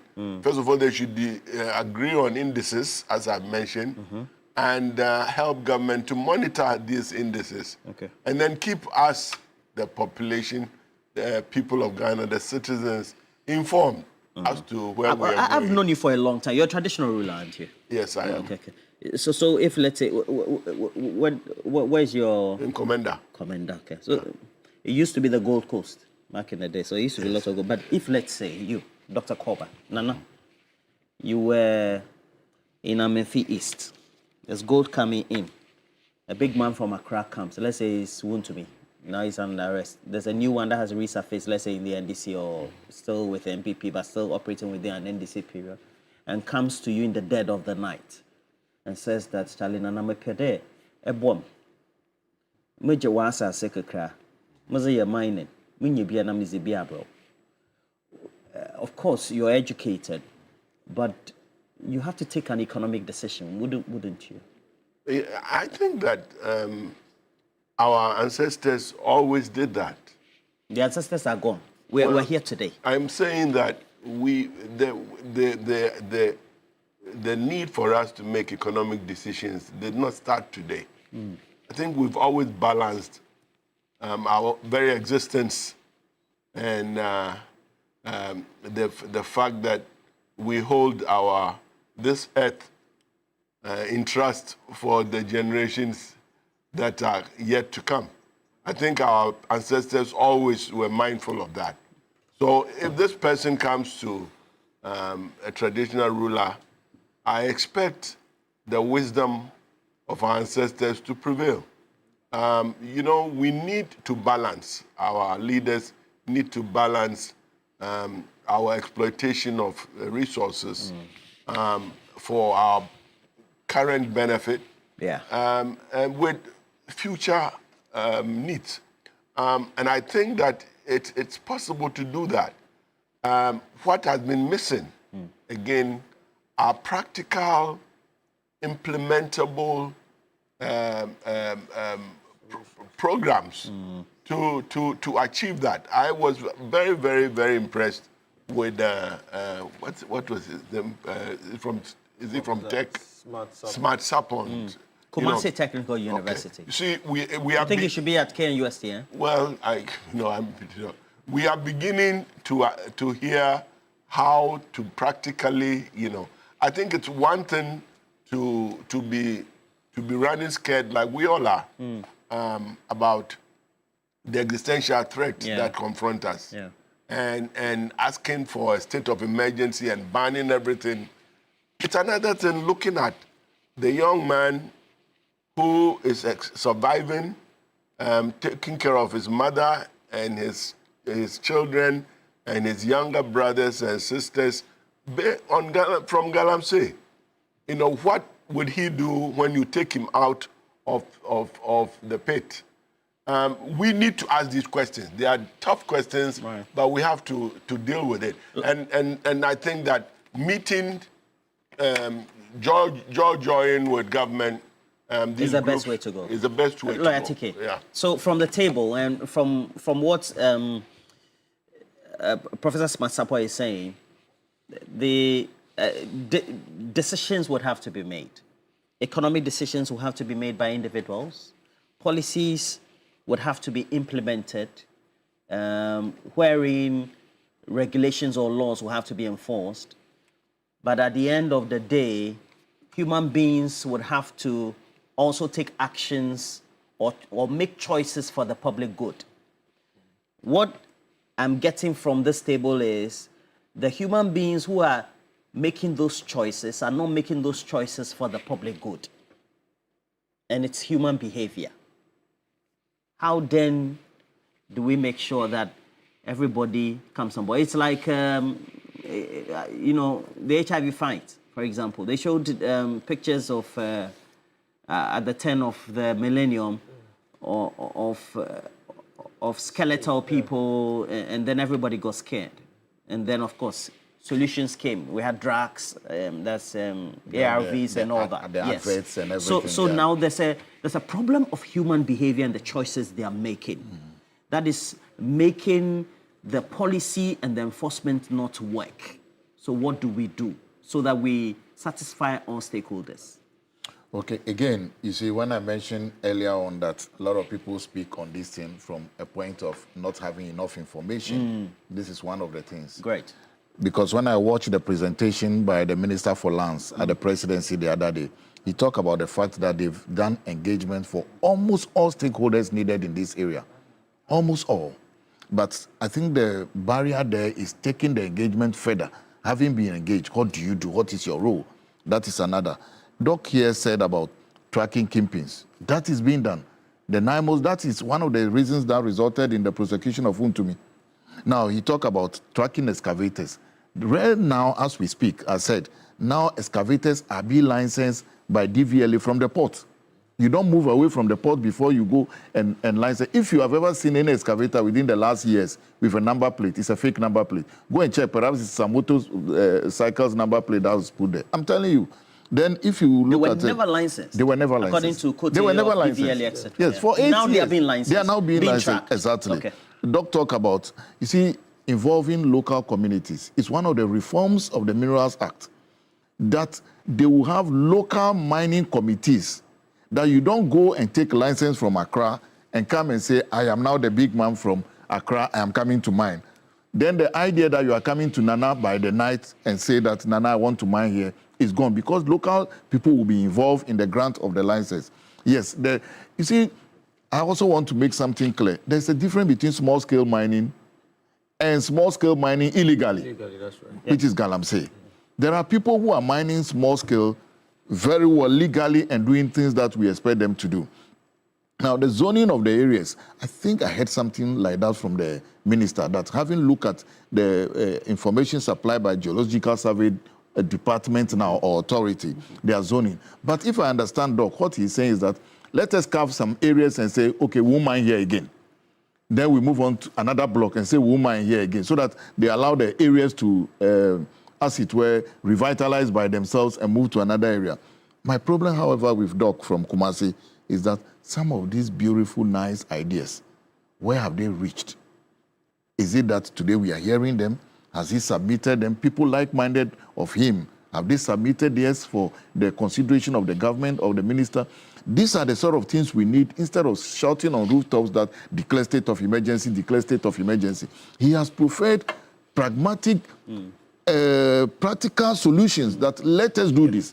He says he's not for state of emergency. Yes. Nana Koba also says he's not for state of emergency. That is generally the He says the he's idea. not for state of because the state of emergency is not the panacea. That's the word you claim. Yes, that I you love like, that word. It's not a panacea. Yeah. It is not going to solve anything. And you see, the other day, the president also said something that we have been mining before Don Diego de Azambuja came into the country. We have been mining. But we have not been mining with chamfans. We've not been mining with excavators. We've not been having water pumping machines on our rivers, etc. So once we are able to cut out this heavy machinery out of the hands of the galamseyers, we'll reduce that to a large extent. But it's technology, not supposed to make us better. Exactly. And so if there's technology, why can't we rather have improved means by which we mine? Exactly. And Roland, I agree with you. And that is why, if you look at the position of the Movement for Change, we have said that let us liaise with the Water Research Institute or the CSIR together with the EPA. There are sustainable ways of catching gold that will not pollute our environment and poison our water bodies like we have today. There are technologies available. You know, and I want to say this, and for all the people of Ghana to hear. We would be hypocrites if we sit down here and we would try to blame the menace on Galamsey on foreigners. Indeed, we are a sovereign country. We are backed by laws. Do you understand, Roland? How would you allow a foreigner to come from his country? In the first place, the Chinese living in China does not know where Amenfi is. He does not know where Konongo is. He does not know where Osino is. Who takes him there? What's that? Who takes a Chinese person there? Who is lobbying? You understand? And I can tell you, Roland, when this fight began this year, I have been able to really send off some people who have received some prospecting licenses from our own people that come and mine in our country. I told them, I said, no.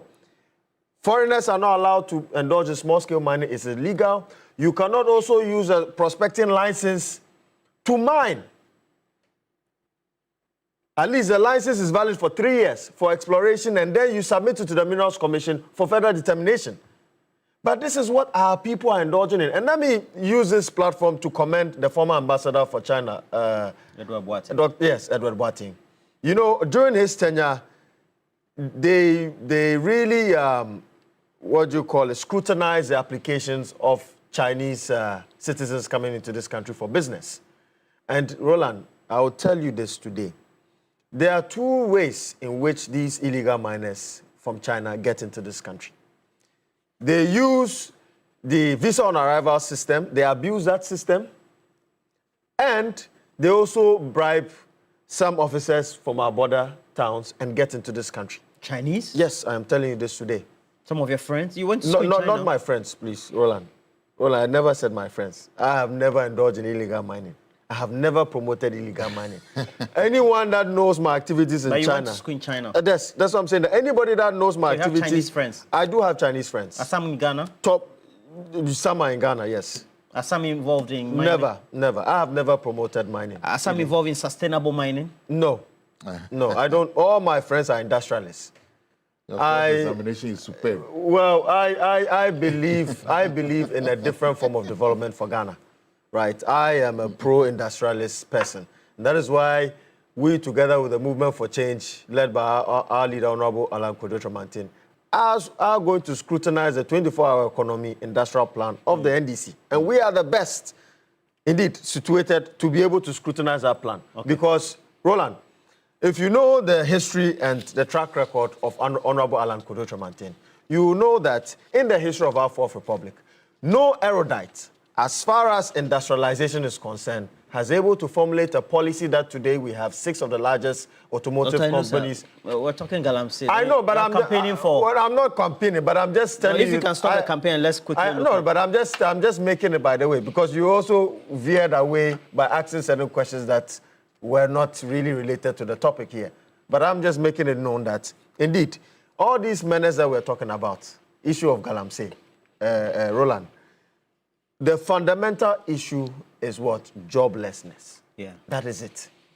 If we can be able to really stimulate some form of capital to the rural areas, right, for economic growth and create employment opportunity for our youth through industrial means or a new agricultural revolution that we have proposed under the Great Transformational Plan that seeks to ensure that the 5 northern regions of Ghana becomes a breadbasket of West Africa.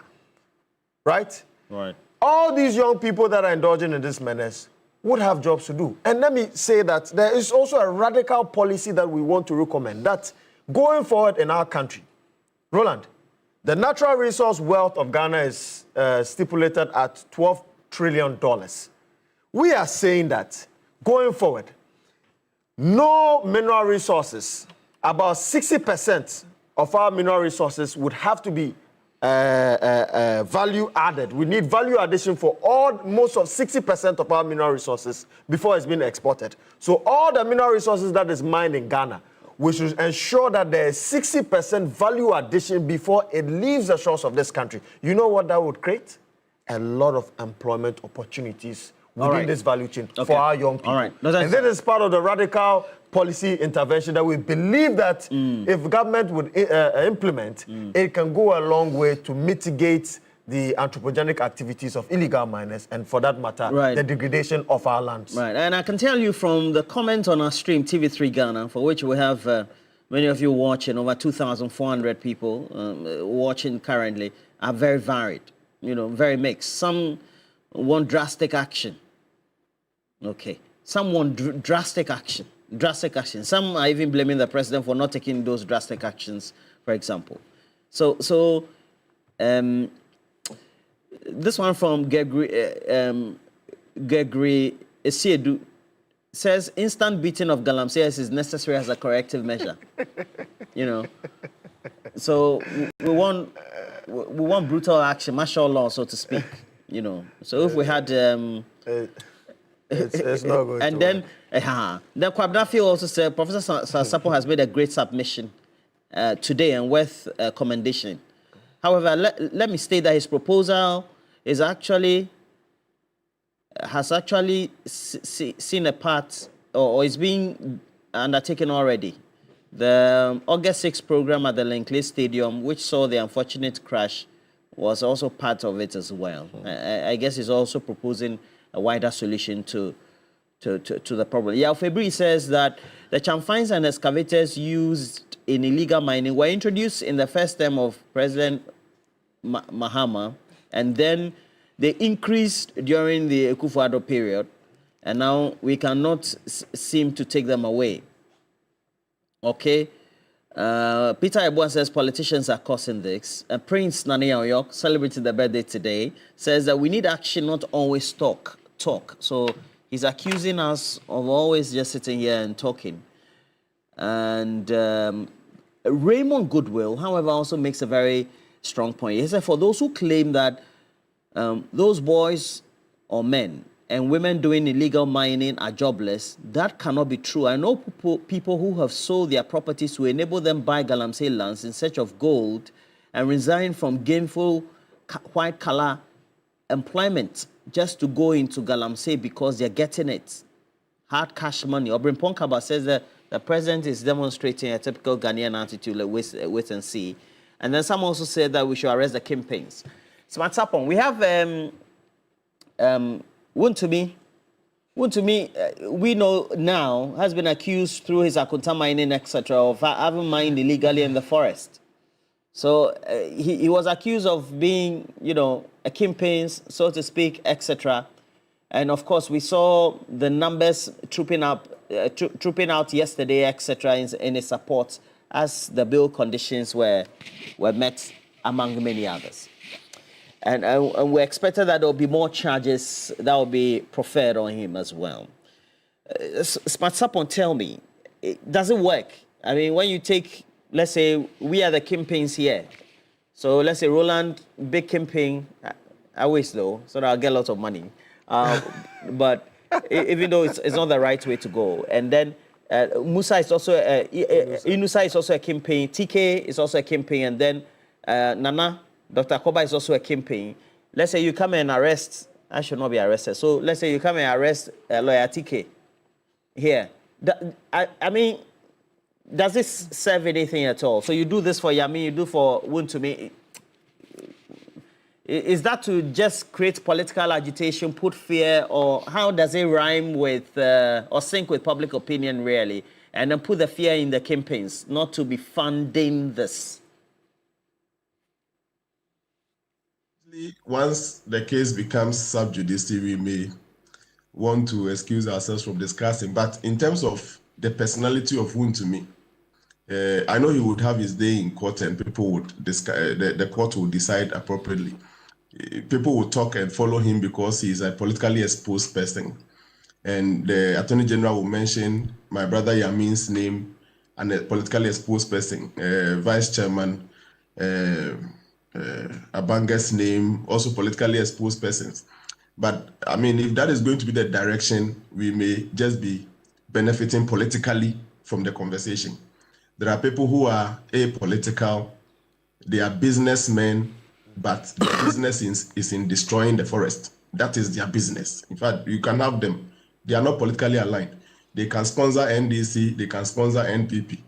There is this Ghana Web article on the 20th of November, 4th of November, where it is reported that 1,200 pickups were donated to the NDC.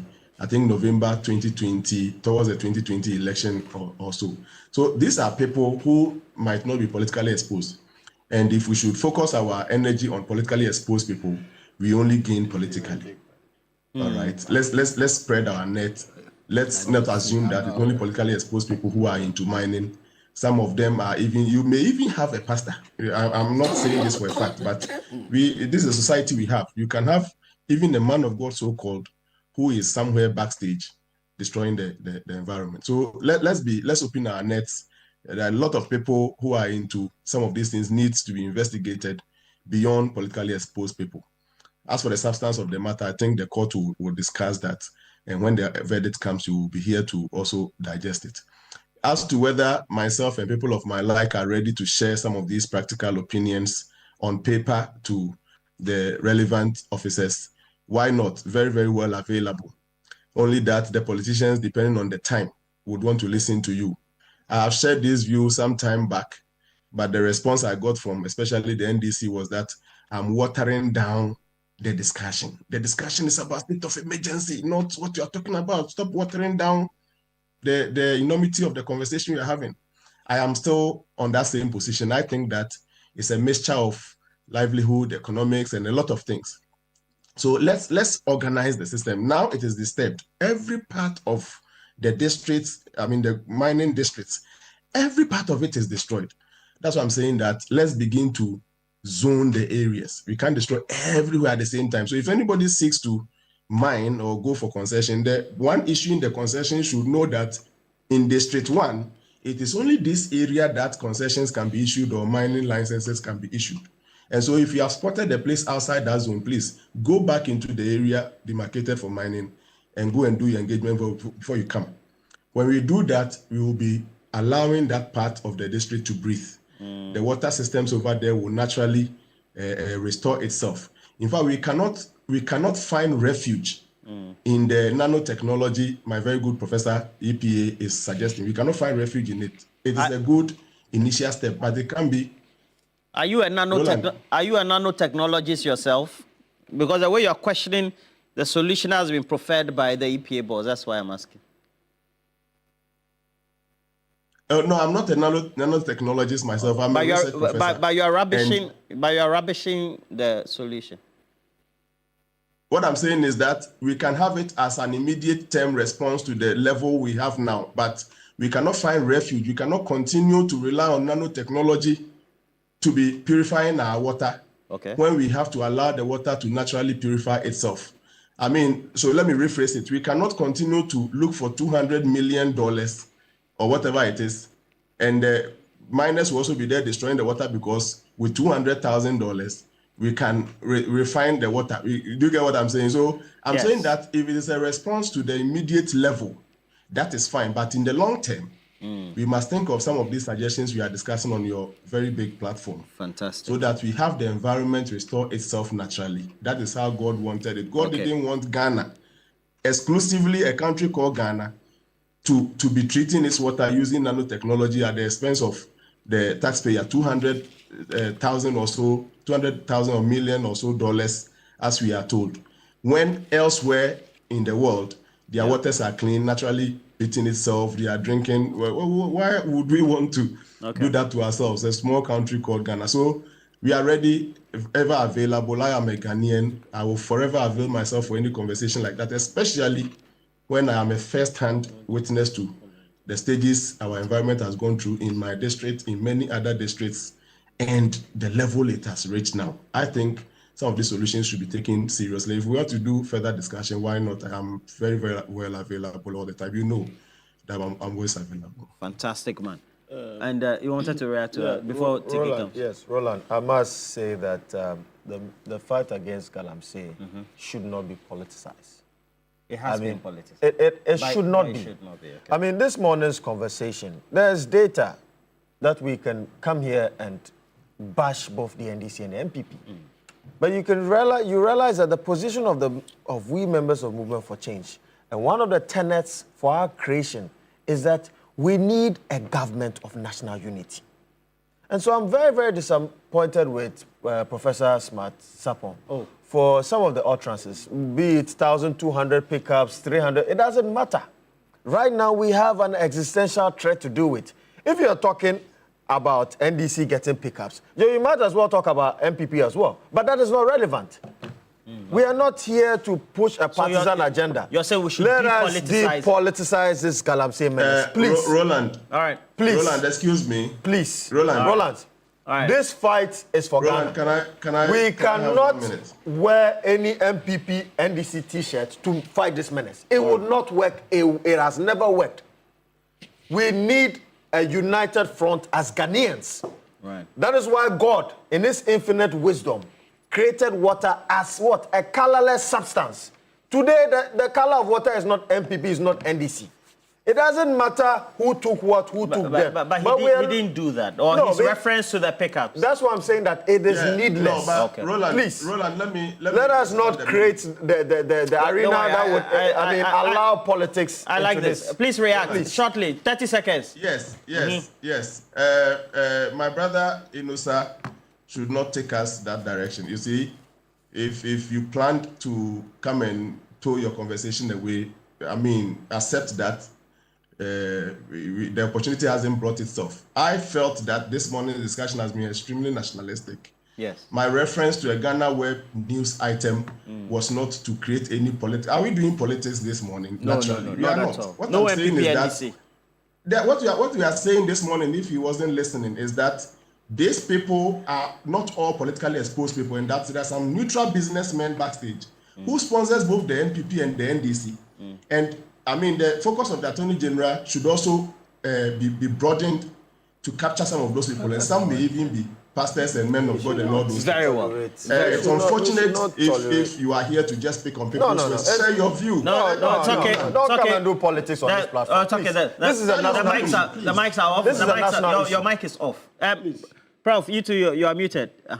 So you wanted to do some reactions quickly. Yes, I'm glad. Wound to me is in the dogs and all that. Yes, I'm glad. So the question I asked was, getting the kingpins arrested is the way to go. He says that we only don't have politically exposed people. Yes, I am glad Prof has clarified the pickup matter, so I will not go there. Thanks, Prof. Prof, you can take my details from the producer. I'll carry your suggestions, well-written, documented, to the minister. And it will not be watered down at that level. I'm a mining engineer myself, Prof. So permit me. I'll carry it to the minister and we'll work on it. Now, Untumi will have his day in court. As at yesterday, we were aware that himself and the Akunta Mining Company had both been charged. So, and there's another person also charged. Perhaps the person is not as popular as Wontumi. That's why we are not hearing. They'll be in court today. And the Attorney General has made us aware also that today there will be cabinet meeting. Then they will get cabinet's approval for public tribunals to be established that will deal with Galamsey-related cases. And their mandate will be to deal with those cases within 6 months so that we have justice. When would they be established? I said today there's cabinet meeting, so that will be discussed at cabinet meeting. And if they get approval, once Parliament resumes, the bill will be passed for us to have that. The minister mentioned it at the session at the presidency the other day, Minister for Justice and Attorney General. So there will be the need, and you heard the president saying that the young ones, but the small boys, but the punishment, the minimum is 5 years. And the minister also said that people who were arrested around and sent to court in Kumasi, granted bail, go back and commit the same offense. So now they are being brought to Accra so that different courts will look at the situation. If worse come to worse, they will appeal against the grant of bail and keep the people so that we make sure that the law is being enforced. Okay. So for me, a lot of work is being done. We are all here. And if this is enough sample size for you, you have had 1, 2, 3, 4, all saying that there's no need for state of emergency. If we carry it out, it means you have almost 100% agreeing there's no state of emergency. So for me, let's leave it there at the moment. Let's continue the work we are doing. Prof, we'll be in touch and we'll carry some of your suggestions onto the ministry. Let's implement some and we'll see Ghana develop along the way of responsible mining. That is what we need to say. Dr. Koba, your last word. Well, I didn't know this was my last word. I think that we have seen in this government, President John Mahama has moved the conversation from, the political footballing to practical on-the-ground implementation strategies. I think that we should go in that direction. Again, I will call on for the creation of a smaller body of people who will keep the feet of the government to the fire and make sure that we are doing what we're supposed to do. I think that would be good for the government itself, that we should have success factors and the citizens should be kept informed that this week we arrested so many people. These are the people who are in before court. This part of the country has been reclaimed. We are doing afforestation here. We are doing this here. The water here has improved, such and such, so that we are carried along. Okay. And while doing that, we should tone down the politics. I think that members of the opposition should understand that we have gone beyond those days of making, equalization politics and creating capital out of an existential problem. And I think we are getting there under the leadership of... so we'll get there to have our waters very clean as they used to be or close to. Thank you very much, gentlemen. And Dr. Inusa right here, as well as lawyer TK as well. And then, of course, Nana Dr. Koba and Professor Smart Sapon. Thank you for joining us as well this morning. I'm seeing that since the spat between the two of you, your face has changed. Smile for me. Oh, no. I'm well under control. Smile for me. It's part of the conversation. Fantastic. Oh, yeah. Fantastic. Again, you say your Amenfi East, your constituencies are Amenfi East? Yes. Okay. Both East, Central, and West are my zones. So you can choose anywhere to be an MP? Oh, you want me to be an MP, Roland? It's a question. So you can choose anywhere to be an MP? Anyway, well, I'm a university professor. Don't worry. So are many members of parliament who used to be, but no problem at all. Okay. Wishing you all the best for the day. Okay. Thank you. And keep getting our invitations always well received. And thank you as well. You wanted to have a last bite. Yes, Roland. Indeed. I mean, whatever we do here is a patriotic duty to the country. and we do it with a heart that Ghana first and Ghana matters. And I'm glad that on this table, we have come to understand and realize that the fight against Galamsey would not be won if we politicize it. Indeed. And that it needs a collective effort of each and every Ghanaian to bring an end to it. Okay. Indeed, collectivism is the panacea to solve the menace of Galamsey, and not individualism or partisanship. Fantastic. Roland, today is my friend's birthday. This is a tone of Nkrumah. Obed what? Jawoda. He will be a lawyer on Friday. Okay. You'll be called to the bar gracefully, by God's grace, on Friday. And happy birthday to you, Obed Jawoda. Also, Prince Daniel York, happy birthday to you. All those watching us in the office of the Minister for Roads, Frank Fia, the rest of all the beautiful ladies as well. Wishing you all the best for the day. And then also Ministry of Food and Agriculture. I have Ruby Ajibo, good morning to you as well. But just in case you want to look smart and fashionable, please make sure that you visit any Woodin boutique nationwide, and you have to do that today because Woodin is offering an amazing collection of authentic African fabrics, all ready to wear, all coming in beautiful designs and colors for men and women. Now with Woodin, you can get creative.